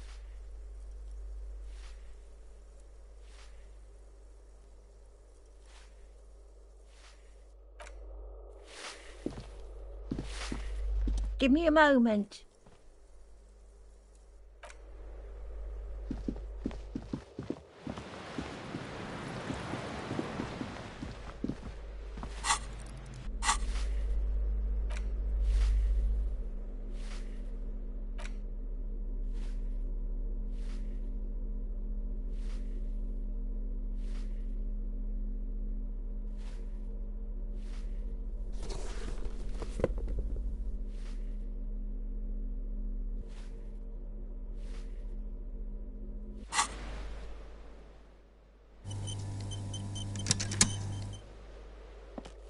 Yes? Look at you. It's because you're a failure. They sent you to Slight, Precinct 57. Just think about it for a second.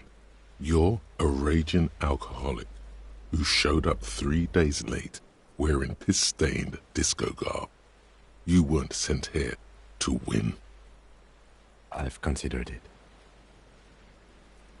It would be immensely ugly of them, not to mention unprofessional, but I also think it's somewhat unlikely.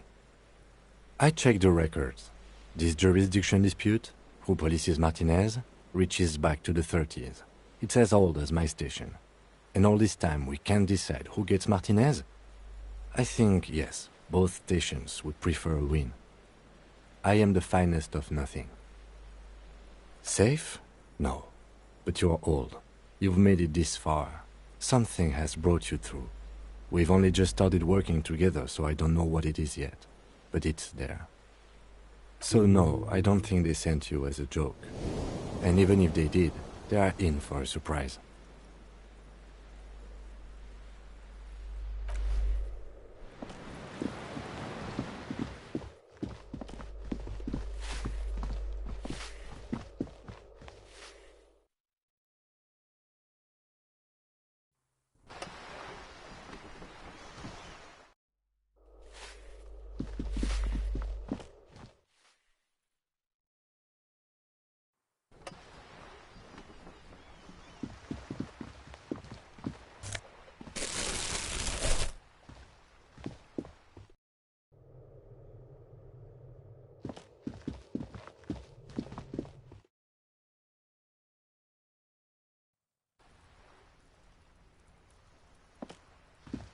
Hello again, officers.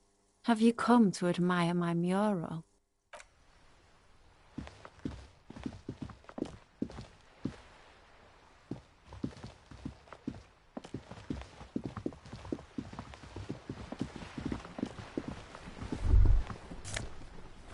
Ruination has come. The broken arches betray the once grand history of this building. It towered over the harbor until it happened. A great force from the northeast fired into the city. Heavy artillery shelled the coastline. Fired from the water, a straight shot into Revachol. The tenement acted as a defensive wall against the worst of the shelling until it was destroyed, and they had a direct firing line. The wind blows through your hair. The sea breeze cuts around you, high on the balcony as you stare over the edge at the sea. The waves of the Martinez Inlet roll over the fallen remains of the building. The dark waters obscure the better part of the remains. This is where the damage came from somewhere in the inlet, the cannons. What didn't fall into the ocean was used as scrap. What wasn't used as scrap was thrown into the ocean. Those arches acted as support for something greater than what you see now.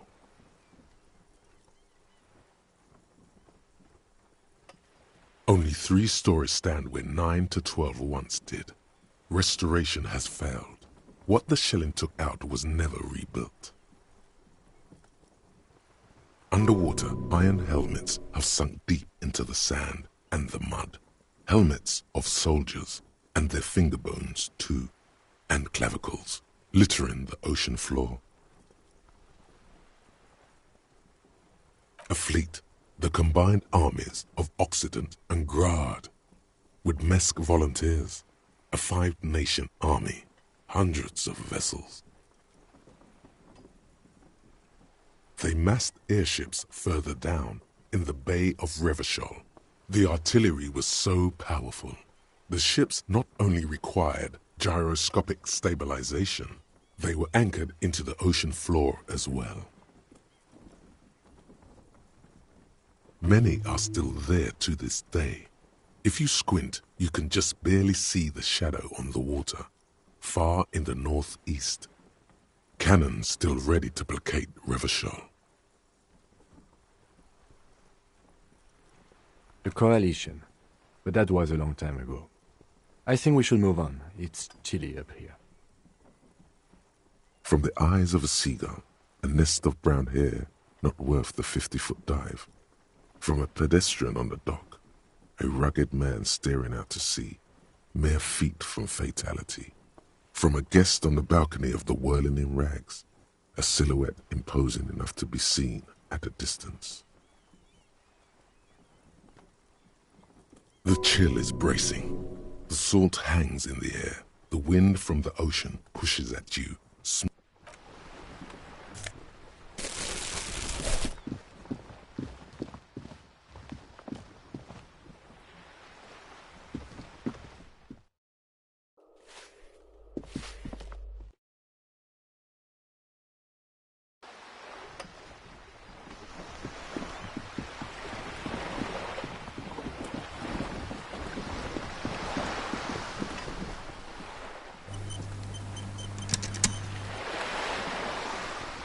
You're back. Good. What can I help you with? You have? Finally. Time to choose sides.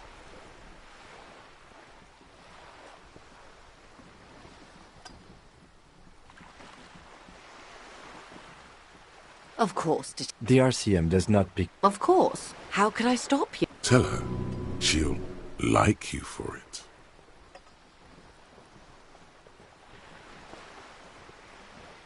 Sounds like he has you running errands, Detective. A well-established... Ah, yes. I've been... With longing. Clear and simple longing. A youth centre with Edgar Clare's statue on top of it. Go ahead. Help him. Make it so. I have no power to stop him. I should be. In my youth, I had a brief dalliance here in Martinez. He was an older man with impossibly broad shoulders. He's probably dead by now. Even his shack is long gone. Not that it matters. These buildings are all carbon copies of one another.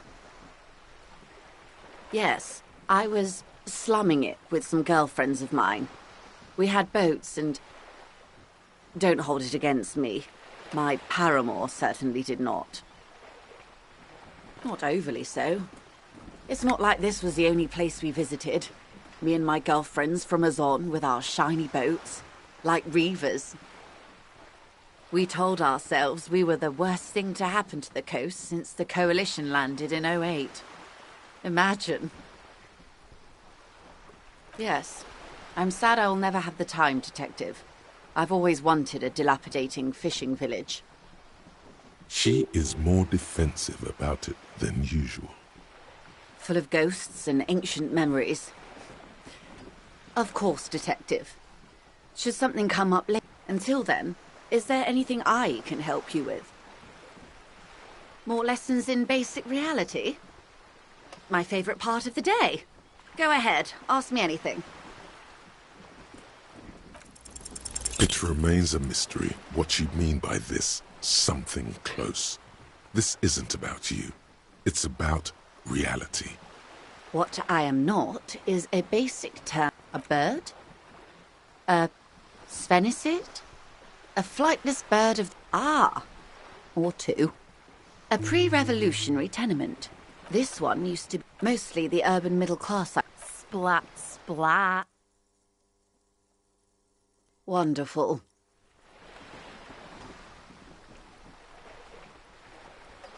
The girl in the old lady rags?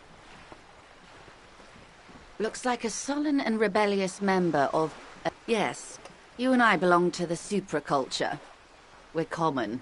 She prefers a fantasy world, an infraculture with its own dress code and vernacular.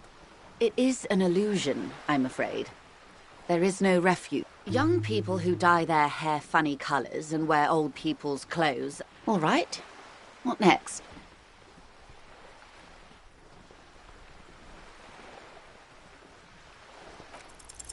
A strange coldness comes up. It's on the tip of your tongue. A doubt of sorts. Or... Glad to have been of assistance. The little...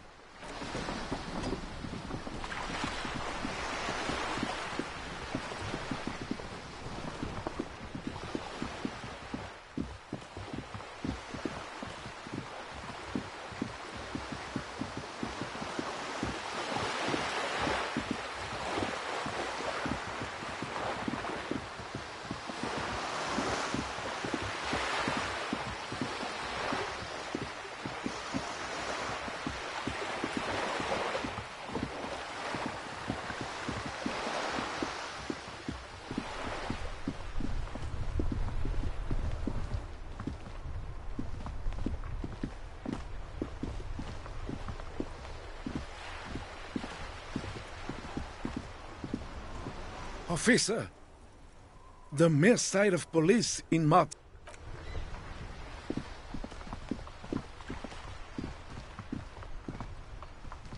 The worn and beaten wood. You can revisit the bench if you ever need to...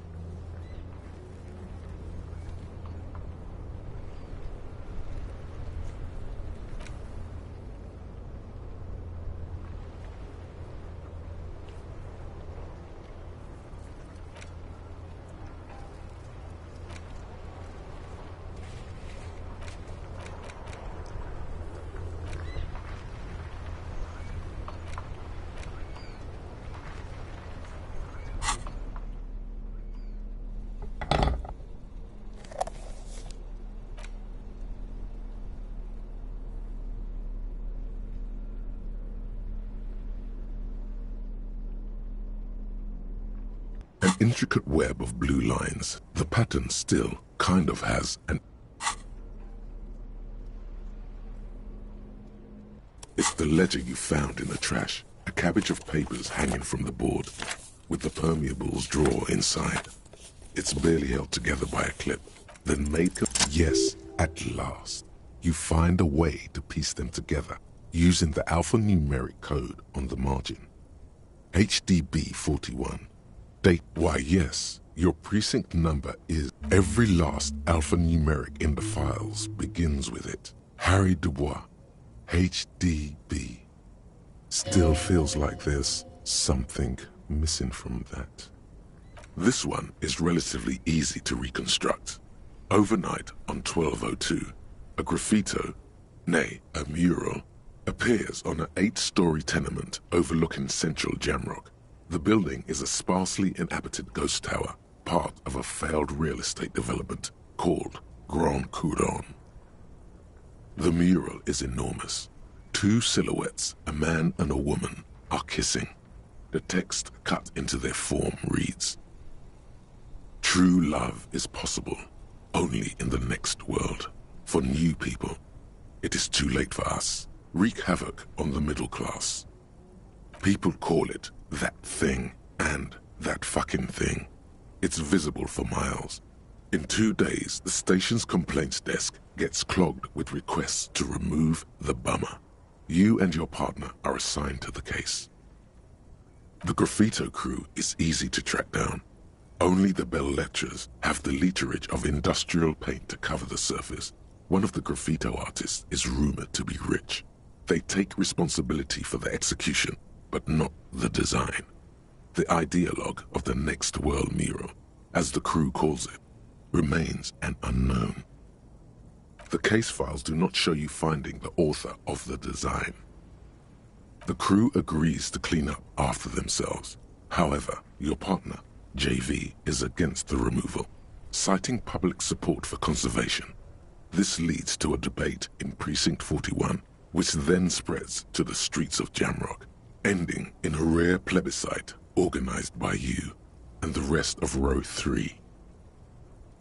The 9,000 people subjected to the mural's message, all of Lakeside, Central Jamrock, and Villalobos, plus half of the eminent domain, participate in the vote. Although the case begins with what appears to be a lot of rambling on the streets as to how juvenile and stupid the mural is, given a choice between two options.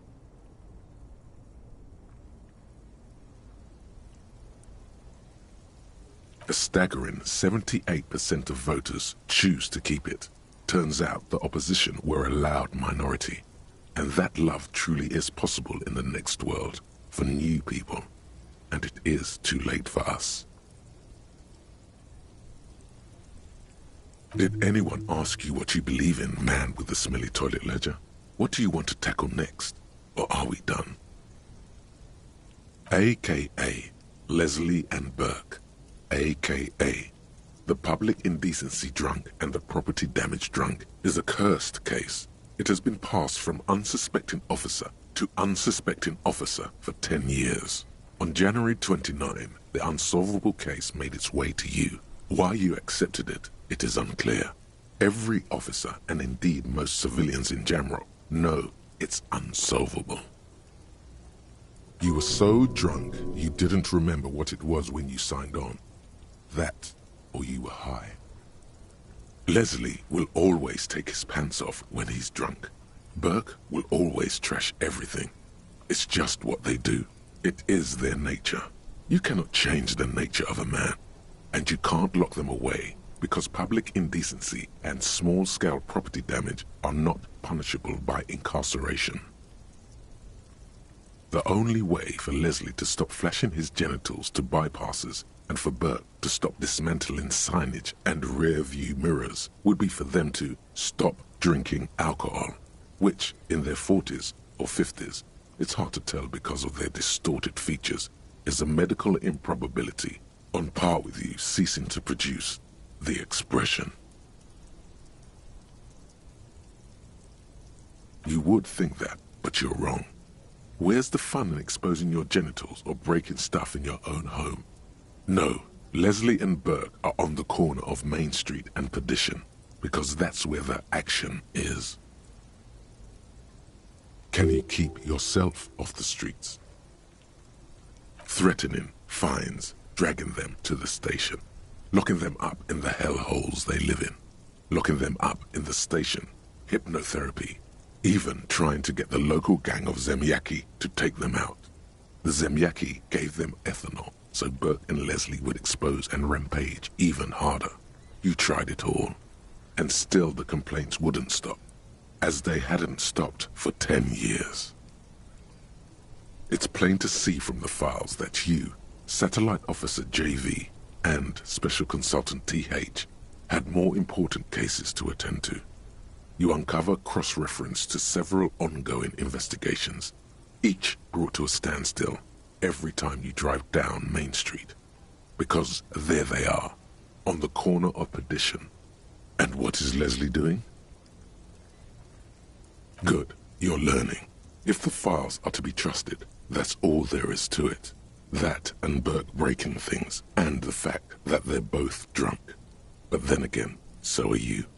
The case becomes considerably less comic one day when Burke takes a swing at your ledger. He must have it confused with the property he likes to damage. But the joke's on him. You're drunk out of your mind on potent Pilsner. You slam the hardened plastic board in his face. Then you proceed to beat him unconscious with it. In the process, the ledger sustains damage. The compartment within, reserved for permeable documents, is jammed shut. You stop your assault on the now unconscious Burke to open it, but are unable to do so. The officer began to cry, reports Leslie, who, at this point, is tending to Burke. He came at us, and at us. I think he was trying to kill Burko. While trying to kill Burko, you slowly come around. The permeables compartment is open. You've smashed it open on poor Burko's kneecaps. The good news is, Burke can't walk anymore. Can't get out of his apartment, an invalid. With Burke to tend to, Leslie cuts back on the indecent exposure. Maybe he flashes his genitals to Burke. Who knows? But both drunks are off the street. The complaints stop. The unsolvable case is solved. Which is also why the officer responsible narrowly escapes a disciplinary hearing. The end. Do you want to read another one? It would be very interesting to read about these, wouldn't it? I mean, there seems to be a square-shaped entry wound in the victim's forehead. She's been sitting there for weeks, on her rocking chair, with a square hole in her skull, staring at the wall, her mouth agape. That's all you got. From the half hour you spent piecing it together, all you know is the entry wound was square-shaped. You never found the bullet. And then another body showed up, also with a square hole in his forehead. Who knows? Those pages are missing. What next? Don't worry. One day. Not much has changed in the meanwhile. A bunch of sodden papers still sags from the clipboard. Just relax. The two sides of the board are slightly misaligned, like a drawer that's come off the slides. All you need to do is bend the plastic on your knee, slowly. The slides snap back into place. It should be possible to just, without resistance or sound, the two panels move against each other. The compartment is now open. 2 ticket stubs and a handmade postcard. 2 octopuses are smiling, reaching their tentacles toward each other in the colored pencil drawings. The tickets permit access to the zoo in Revachol East. The aquarium costs extra. These let you go there, too. Thin wax paper has been glued to a piece of cardboard. Sounds like leaves rustling when you pick it up. You see violet flowers, floral patterns, patches of glue. It smells of chewing gum, apricot flavored. Exactly like the gum wrapper you found, the same brand of chewing gum. Familiar handwriting lines the inside of the card, looped, round letters in a woman's hand. A young woman in her 20s. There is care, effort, and a smile, you think. Although that is not something you can read from someone's handwriting. Harry, it begins. You're already reading. I wanted to write you a letter so you can read it when you wake up. Maybe it will make you happy. Throw it away, please. A merciful wind blows in from the bay of Revachol, dusting the ground at your feet and raising newspapers far away. Let's go.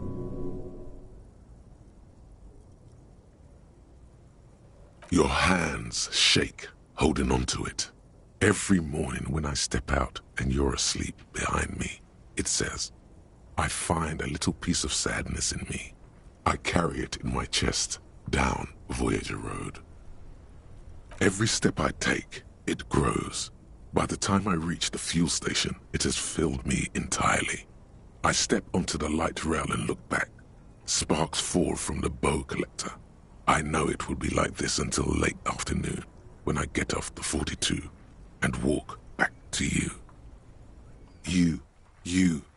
Every step I take will get lighter. It almost makes me run. Sometimes I do. I can't believe I met you. I can't believe the happiness I feel with you. You have a vast, vast soul, and I will always, always, always come back to it. Kisses, kisses, kisses. You feel the air sucked out of your lungs and the blood sucked out of your head. Everything around you gets dark. Small white dots appear. You feel the ledger slip from your hand. No. Hold on. To what? There's nothing. Detective, is everything all right?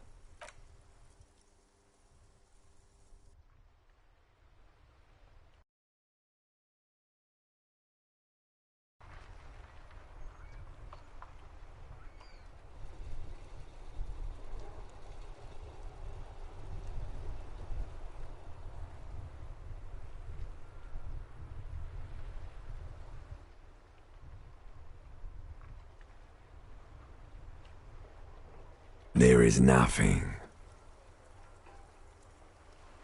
Again.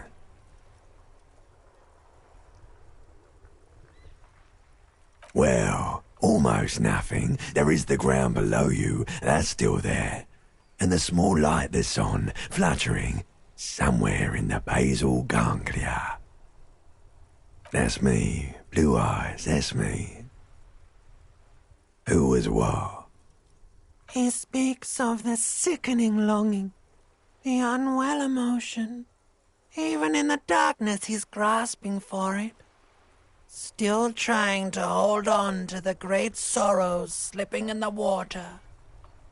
Slimy.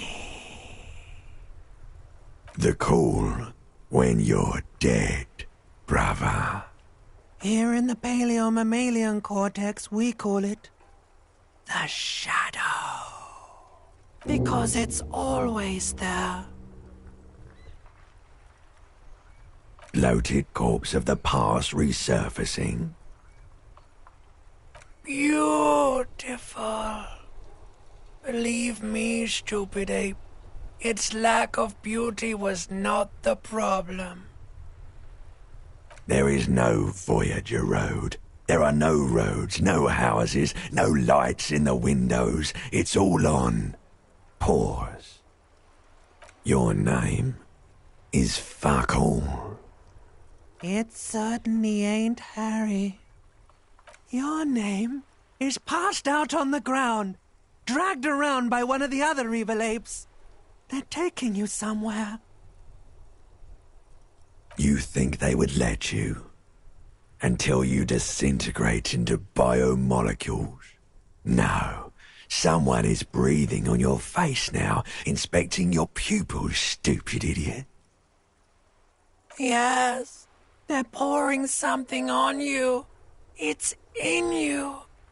And It's delicious. Glowing lights on a dashboard emerge out of nothingness. In the upholstered cabin of Lieutenant Kitsuragi's motor carriage, seated in the driver's basket, the air is thick with leatherworks and heavy fuel oil. Cold water runs down your chin. Drink. Water. The water is cold, silvery, the stuff of life itself as it pours down your parched throat. The pounding in your head recedes. The darkness parts. Drink. You haven't drunk water in 2 days. Did you know the human body is not made to survive on alcohol alone? You need a secondary form of hydration. With greedy gulps, you down half a liter of cold water. Some of it spills on the driver's seat. The lieutenant pays no heed to it. What happened?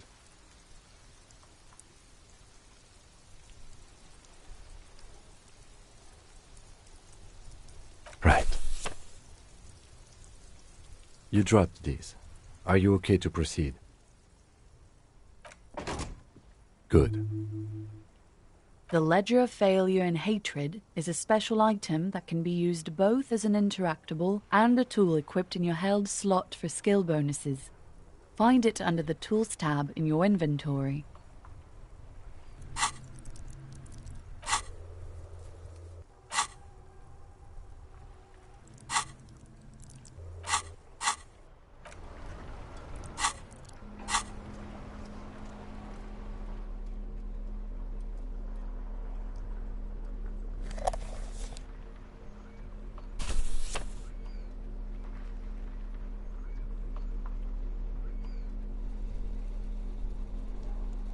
It's the ledger you found in the trash. A cabbage of papers hanging from the board.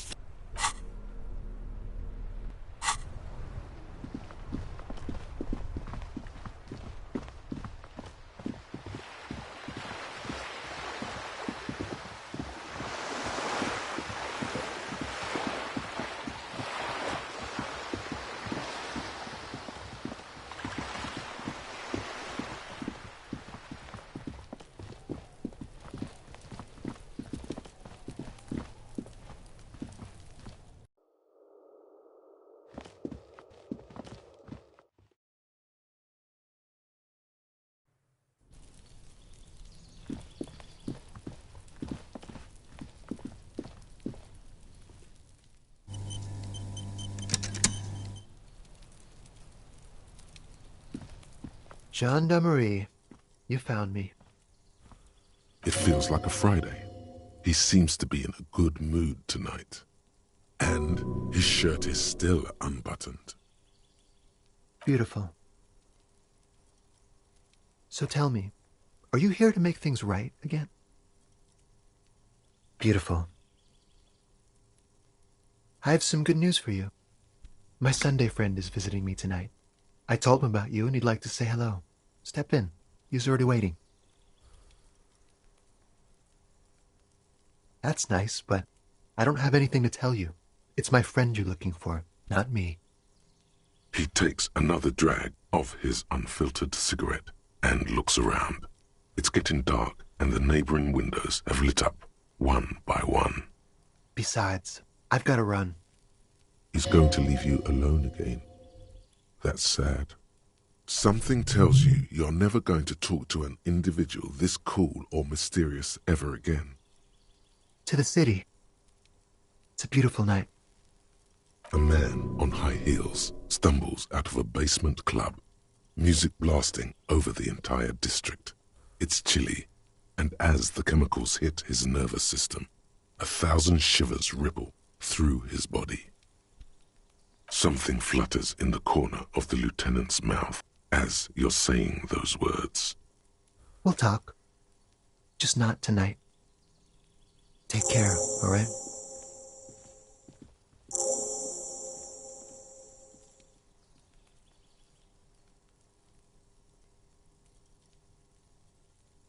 Right after you.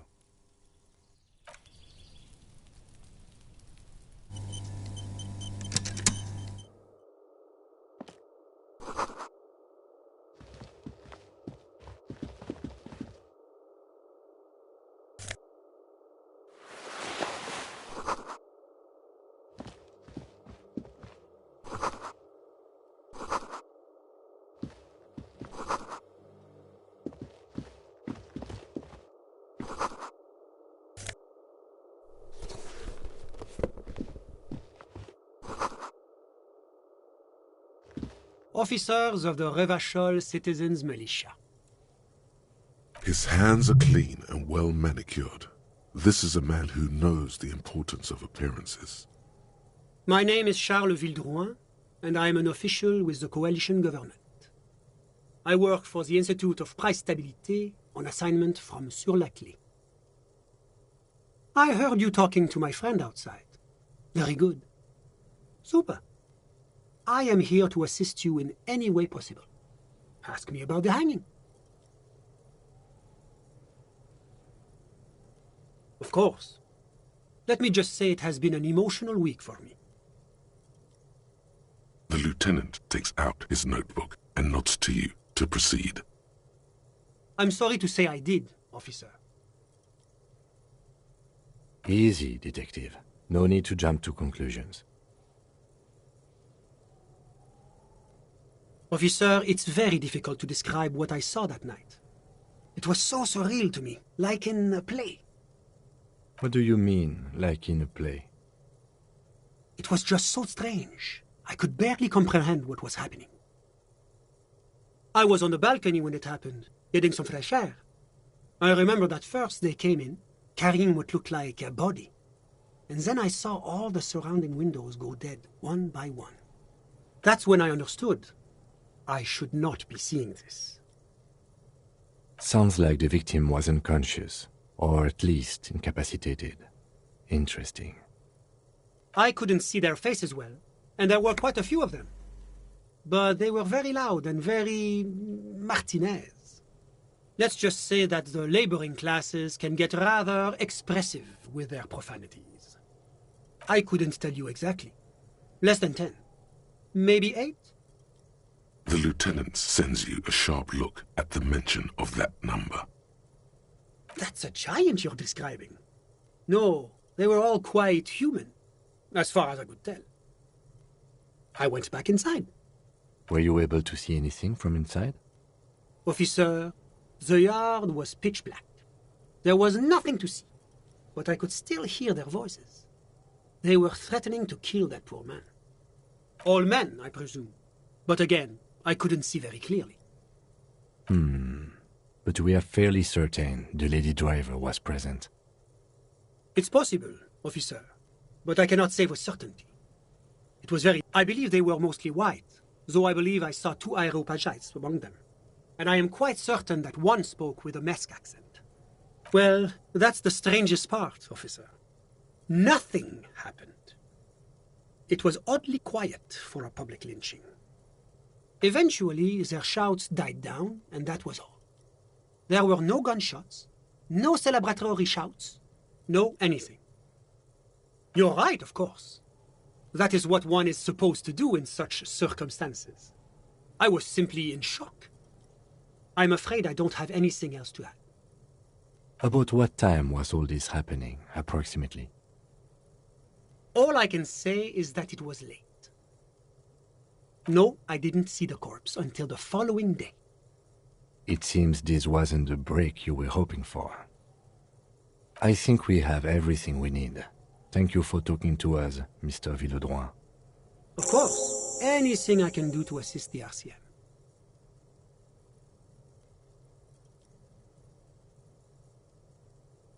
The Coalition is only looking out for the price stability.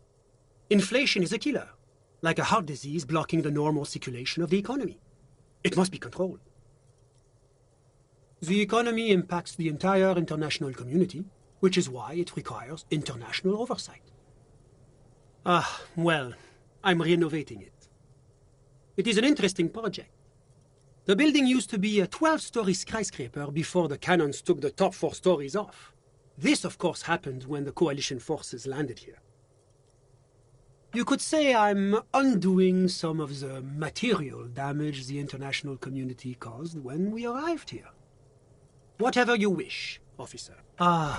My friend. My friend is a good young man. His family immigrated here from Kedra, and life has not been easy for him. But he understands... Sorry. Who? But I told you, officer. He's a bright young man here to pursue his education. He's deeply enmeshed in the study of the fine. He's a truly free spirit. He likes all the arts. I'm just enjoying the view. Listen. The Insulindian Bay. This place used to be a luxury accommodation, but the million real views, my friend comes and goes. I'm sure you're... I'm all ears. A moment. Do you have everything you need from me? I'm afraid we won't have the chance to speak again once you leave. Of course. I'm sorry I couldn't be the break you were looking...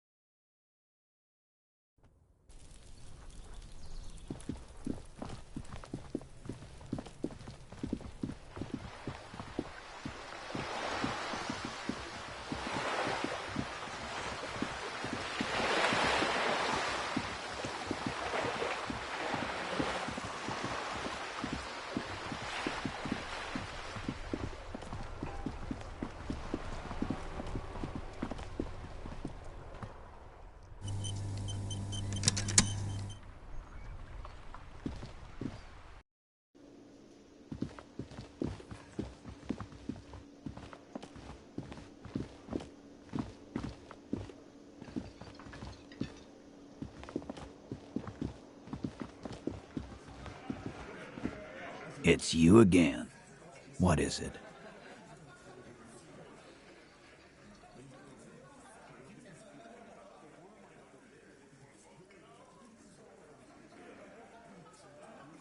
A witness?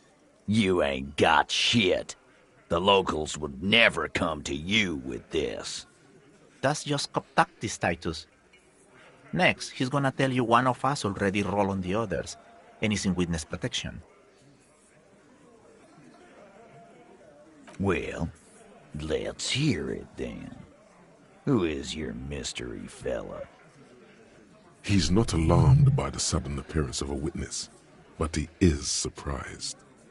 This goes without saying, but nonetheless, Don't give out his name. It's like you said, Al. Copper's coming up with this on the spot. There is no witness. I've seen this shit a million times, Titus. Fly fishing. They are desperate. Tell us, Copper, what wacky claims did he make? Arabagite? Boss, I think he's trying to save me and Theo. Well, yeah. What is confusing you? Eugene, Theo, and Elaine were there, too. I already told you. We were all there. It's you assholes that feel the need to go around like a fucking brass band. The Hardy Boys are dead silent. Yeah, it's like they put cowbells on you before they send you to the streets. What's with the cowbells, policeman? Damn, they wormed their way out of it, somehow. Try something else if you can. That means absolutely nothing to me. Sounds like some made-up horse shit. It means the whole scene was long and drawn out, like it was from a film. What is this fella's problem? Sorry we didn't make it more action-packed. It wasn't the first thing on our minds, you see? Shanky. It's Shanky, right? I thought there's something wrong about the lynching story. Now I know there was. You don't know shit. I know you are lying, Shanky.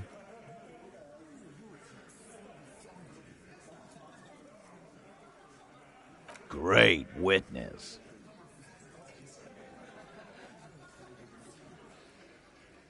Again. Good one, Titus. About fucking time.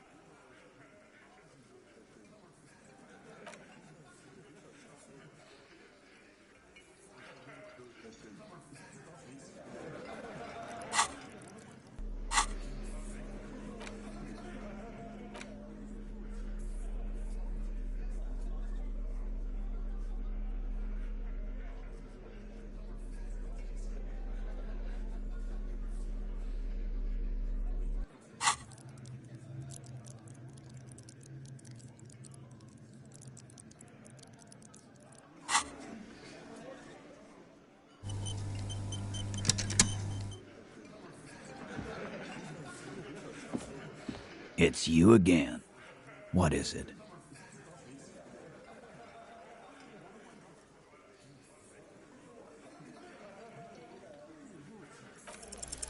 Clausia is playing them like a fiddle.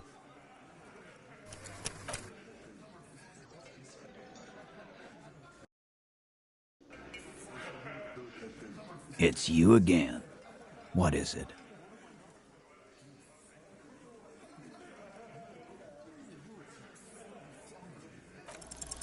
Convince Titus he's being manipulated. You should know by now. Titus Hardy will never falter. But you know someone who might. Just remember, it's about more than Clausia. It's about these men and Martinez, their district, their responsibility. Outside in the evening light, ruined and old, shadows lengthen on the pavement, a distant gunshot. Just remember, it's about more than Clausia. It's about these men and Martinez. Outside in the evening light, ruined and old, shadows lengthen on the pavement, a distant gunshot. Huh? He'll get it. Go on. Got it. Kill you because they don't like you. All because...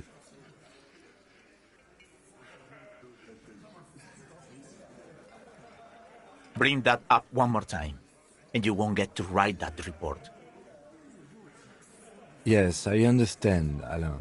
That's your name, right, Alain? You'll kill us. That's what they do in the wild north.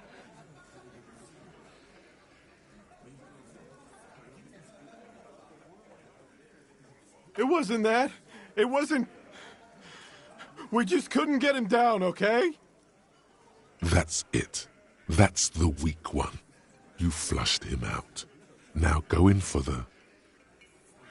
Officer, you will be next if you don't shut up. He's onto you. He knows what you're trying to do.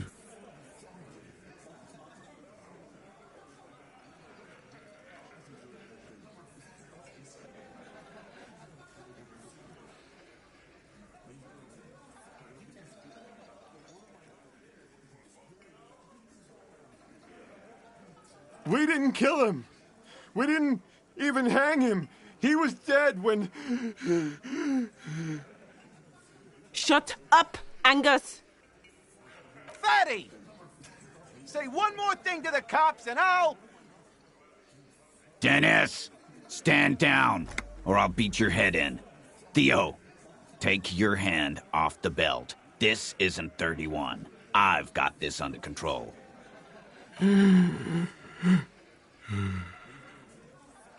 Angie, where's your goddamn inhaler? You sound like you're dying. I left it home. I can't get it. I'm too fucked. I'm sorry. Why are you so fucking fat, Angus? Now it's all pointless. Because of you. You wasted my time. I told you, Titus. I told you just give her up. Lizzie, your help is no longer needed here. Go tell Everard. Fine. I'll tell him. After a long walk along the coast. You're in. He's all yours. Questions? The lieutenant gives a smile only you can see. Me too. He nods. You hanged the corpse to cover up the real cause of death. What was it? We're not sure. Probably a bullet. The wound was difficult to see. The coroner and his assistant are wrapped in blue. Hands covered in blue gloves. Mouths covered by blue masks. Bodies by blue aprons. The coroner wipes his brow, scalpel still in his hand. Get the light. Shine it in his mouth, he tells his assistant. The coroner squats to better see the light illumines the darkness inside. Well, shit. Can't blame them for missing that. Get the saw, Alan. This just got fun. 'Cause the girls asked us to. They were in some shit. Did she kill him? Cop, I have no idea. The girl says she didn't. He doesn't think she did. Or at least he hopes she didn't. Clashier came down. She seemed really out of it. Drugged up, even more than usual. Bug-eyed and gurning, you know? Not in a fun way. It looked like she'd redosed after something went down. I've seen that look before. She was scared. I knew someone had died. I've done this job for 10 years. I've seen it before. It's the politician in the motel room with the dead hooker scenario. Only in reverse. Good analogy, boss. You don't get to talk yet, Shanky. You're still on the bench. And you keep taking it easy too, Angus. That's okay with the fat man, still wheezing there. He couldn't speak if he wanted to. We went upstairs. Sure as day the Merc was dead. There was a bullet hole through the window. Fucking dirty sheets and bottles everywhere. Tibbs patched the window. And the corpse, we hanged. Nah, he's my brother. He's in the window replacement business. You may have noticed our girl's in some shit of her own. The can't show up on police radar kind. There are people after her. From the old world. Where she came from. They're powerful. Connected to the moral intern. She's clearly afraid for her life. Says if she showed up in your systems, she'd be ghosted away. And why would you help someone like that? By taking on a murder? Why would I? I guess we abide all sorts of runaways and losers here. It's a Martinez thing. Not yet. Just some ideas. She says the shot came from outside, behind the window somewhere. So that's a clue. I'm thinking someone's past caught up with them. Either hers or his. Hers, you mean? I mean the people after Klausya. Maybe the shot missed. Maybe it was meant for her. I like that. Been thinking the same thing myself. My dude. One of those mercenary buddies of his could have done it. They got guns, training, years of bad blood, probably. Or it could have been someone else from Crenell. Tell you what I'd do. Check out the coast for vantage points. Maybe consult with a ballistics buddy of mine. That's what I'd do. If I wasn't too busy doing this clown dance with you. In a manner of speaking. We had help from another girl. It was her idea to hang him, and I liked it, for political reasons. It sent a good message. Fella, you think too much. He's off all right. You're gonna hurt your head. That woman is just affiliated with the Hardy Boys. You don't know her, anyway.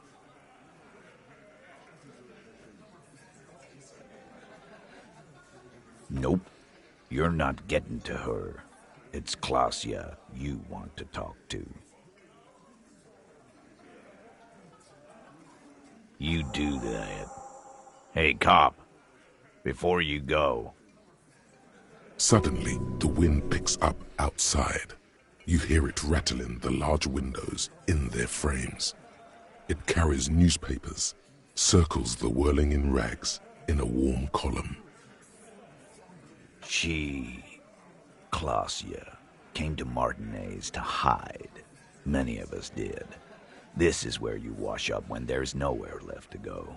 The Union takes you in. Now, she refused that protection. But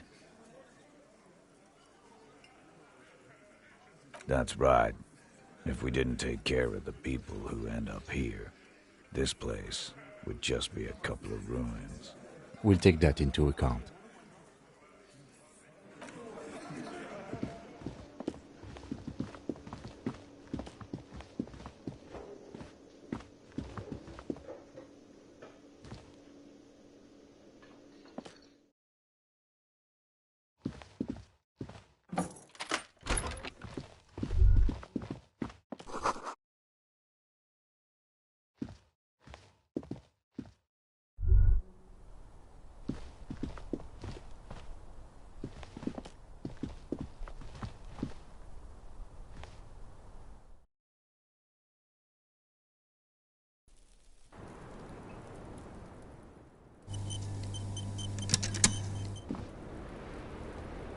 It's always good to see you.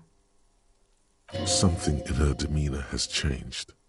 She's tired, consigned to her fate, to being here with you and what's to come. I understand. Just like that. No resistance. Her shoulders are slouched, her feet long and straight. I knew there was a chance you'd get them to tell you. It's what you do. You're the police. For what it's worth, I'm sorry for wasting your time. If you knew we would find out eventually, why did you waste our time? Because of the Hardys. I couldn't just dispense with them. They were only trying to help me. Out of the shit I'd gotten into. You're right. There's more. You answer to the coalition government, and by extension, the moral intern. Briefly glancing over her shoulder to the sea, as she's done time and time again. A grand expanse of water reaches over the bay and to the horizon, wine dark in the evening light. The pale, the Mwindi Isola, the Occident, and then Aranye, the old, old world. You share a database with them. You send people to their courts. Just business, but bad business for some people in the moral intern. If I show up in your records, officer, they will find me. They will... What happens if they do? They will kill me, sir. If you file my name, take me in for questioning, enter me into the moral intern mill.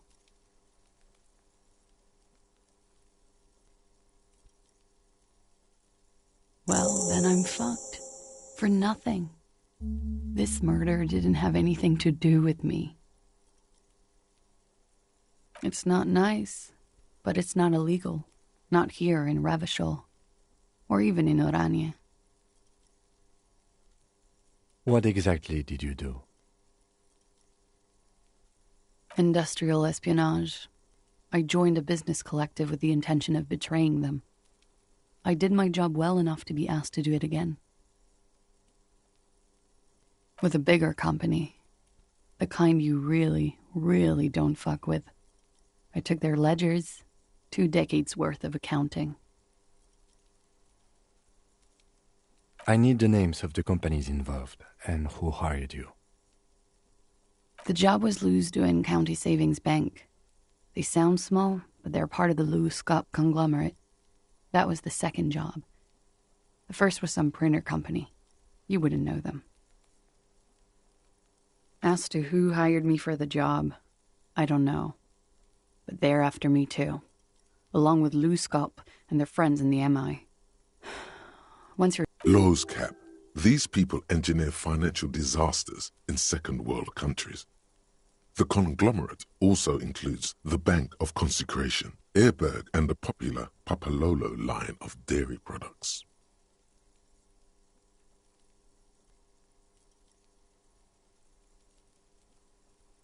It is. Many people lost their jobs. Not just C-suite. Ordinary people. What I did to get to accounting... A lot of people got hurt. But that's just more of my shit you shouldn't have to deal with. You're solving a murder. We were there. Together. In bed, I mean. Okay. He was in a kneeling position. He had just entered me. I was on my back, looking at him. I heard the window behind me shatter, and I turned to look. There was a hole in the glass. I turned back to him. His eyes were looking through me, and his mouth was open. Dumb. I could see. I could... Her chest rises and falls with each word.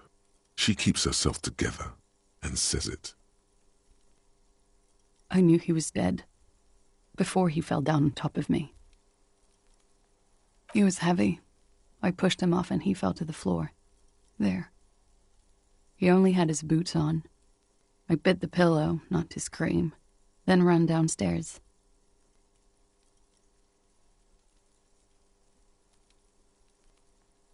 I waited for the second shot to come. For me. I thought there would be one. It never came. She looks down with a wince. Her cigarette has singed her fingers. She throws it away and immediately proceeds to light another one. What time was this? When did it happen? It would help us if you could be as precise as possible. 11:30 to 12:15. I don't know the exact time. Around midnight. It's okay. Were you inebriated? Not as much as usual. He'd done a line, plus other things. I was drinking. Wait. Titus said she was gurning her jaw off, much more than usual.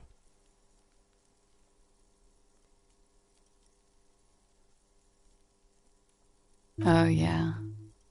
I did one of his lines, just to clear my head. Good thinking. Clear your head. You should clear your head. Get into his mindset. Did you hear or see the shooter in the course of this? No. Nothing. I was trapped. I was stuck in my room downstairs. I got some clothes on and crawled back up, drew the blinds. Blood was coming from his mouth. Not a lot. Just a little. He was still on the floor, slouched. I couldn't be there with him anymore. So I ran down and out of my room, into the hallway, down the stairs. I knew there would be people there. Sylvie was tending the bar. A lot of people were there. The Hardys were at the table in front of the stage. I think the Union box was full. Ruby was there too. They were having such a good time. I sat down and they all welcomed me. I didn't even have to say anything. Ruby knew something was wrong. Ruby? Ruby. You know, the leader. The leader? Of what? The Hardy Boys. Well, nominally, yes. Ruby's the one they go to when things happen, like things they need taken care of. She's the organizer. Would you say she is the 8th Hardy Boy? Why not? Well, Ruby said let's talk upstairs. I showed her the room. I've known these people since December. They know my situation, that I can't leave a paper trail. Ruby was the first one I told. She said she'd take care of this. It's what she does, you know, take care of things. I helped her get the body to the bathroom. We used a belt to pull him up under the shower, to keep him upright. To produce lividity, matching a hanging? Yes. We completely missed the tampering. Looks like you got there in time. What was this, 20 minutes after death? Oops. About 20, yes. Ruby explained it would make the blood... You know what he does.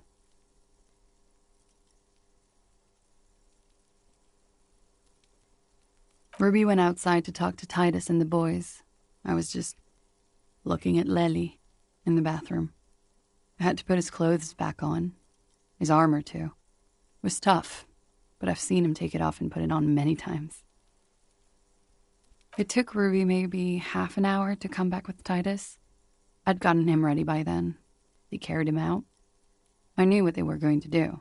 Make it look like a hanging. Ruby said they would. Ruby said to wait here. She also said I wouldn't see her for a while. That we should lay low or something. So I did. I don't know. I haven't seen her since. We will need to take this question to the Hardy Boys. Interesting. Why did this Ruby go through so much trouble to hide something someone else did? Look into this later. When he was shot? I may have. I don't know. I couldn't hear anything over the glass exploding. What? Why would I put myself through this insanity? Get myself cornered like this? He wouldn't have died if it weren't for me. I know that. But I would never hurt him. All kinds of crazy things happen when drugs are involved. Sweet, sweet drugs. He was a serviceman. He must have had a gun. Somewhere, lying around, close to her hand.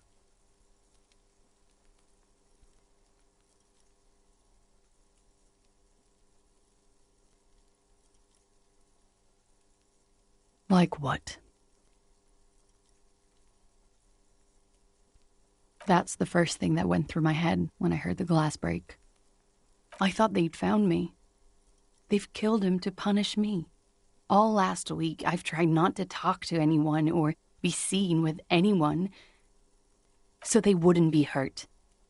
I've come to understand, however, this is paranoia. What happened didn't have anything to do with me.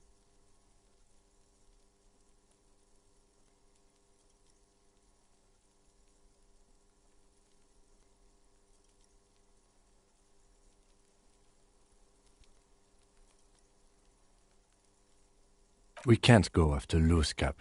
Not yet. There are other, saner leads. I don't ask you to, Lieutenant. If there's one thing I know, it's that you'll get nothing from this, because I'm an idiot. Which is an indicator of truth. Idiot. She's nothing of the sort.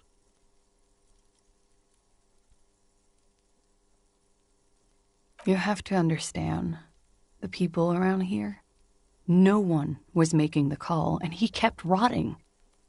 And then they picked his clothes off, and that little fucker threw stones at him. Her jaw is clenched. Her throat moves. It takes all her strength not to cave in and sob. Once. Just one time. He kept throwing stones at him for 3 days. I could hear the thud. Thud. So I called you. I hope with all my heart it's not the last thing I do in Ravishol. She definitely called the cops. That was task complete. It could not have been a lie. That is impossible. Last week, Angus and Titus's brother, I think he's called Tibbs, took care of it. You should have another look at that window after this. Reconstruct the scene.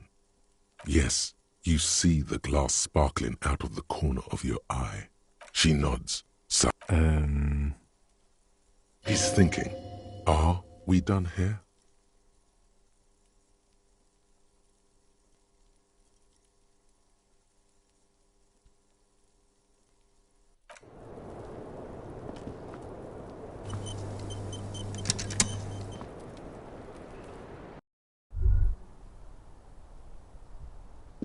This window is pristine on the inside, unlike the one next to it. Light from the desk lamp reflects off a vague sense of... You get the feeling this room would tell you something crucial if you only knew how to listen. I'm not exactly sure either, to be honest. It's a weakness.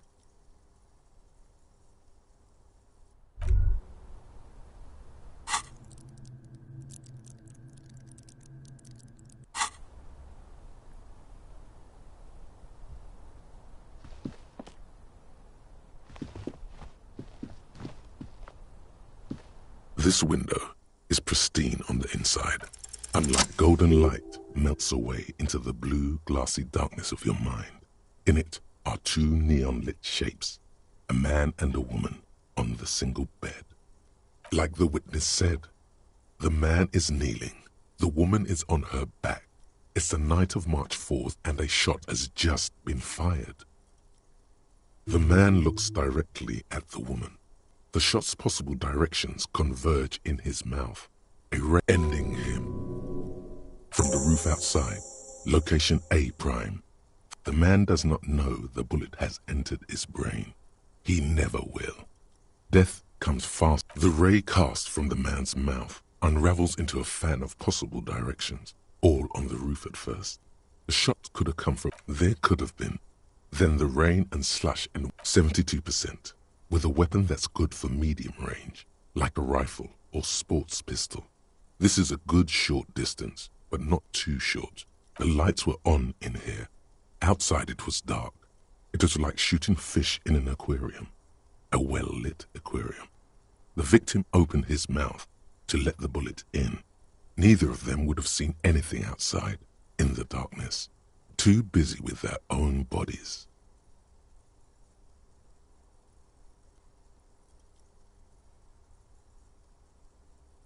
None that you've found thus far, but that doesn't mean there aren't any.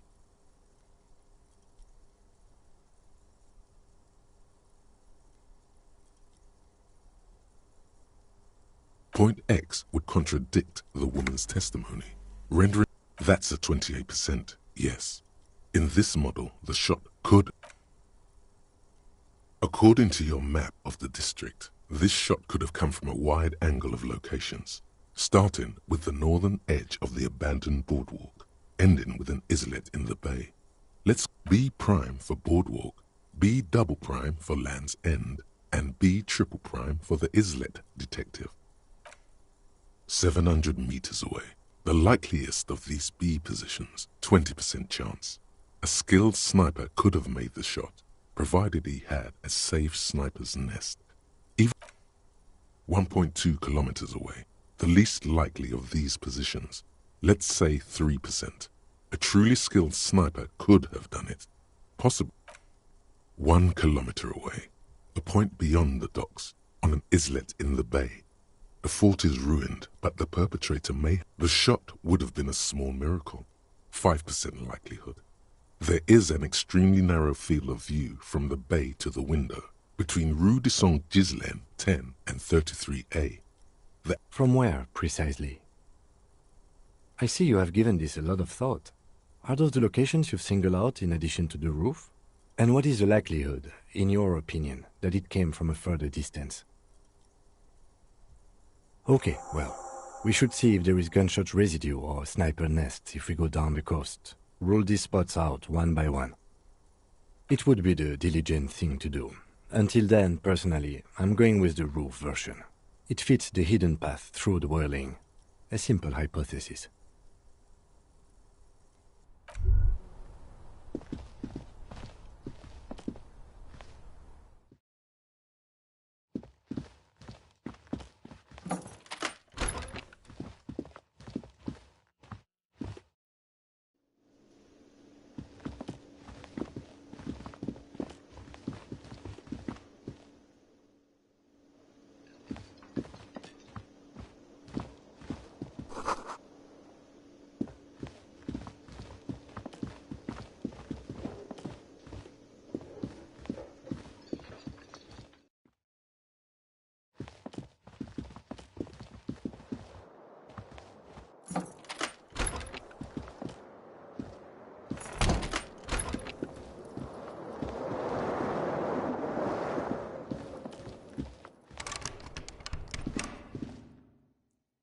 A mirror hangs on the bathroom wall.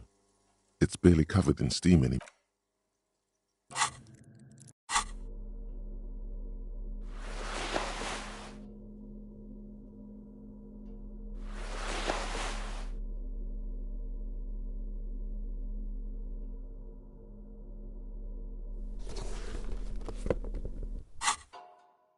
A mirror hangs on the bathroom wall.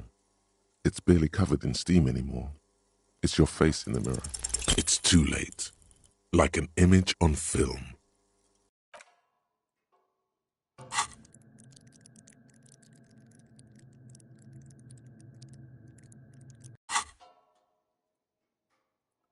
A mirror hangs on the bathroom wall.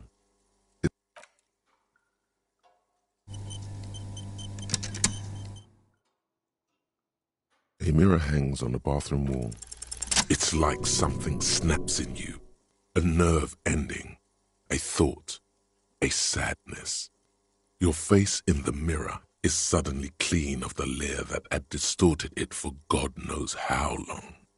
Just like that, it's over. The running gag that your life had become. A sad old man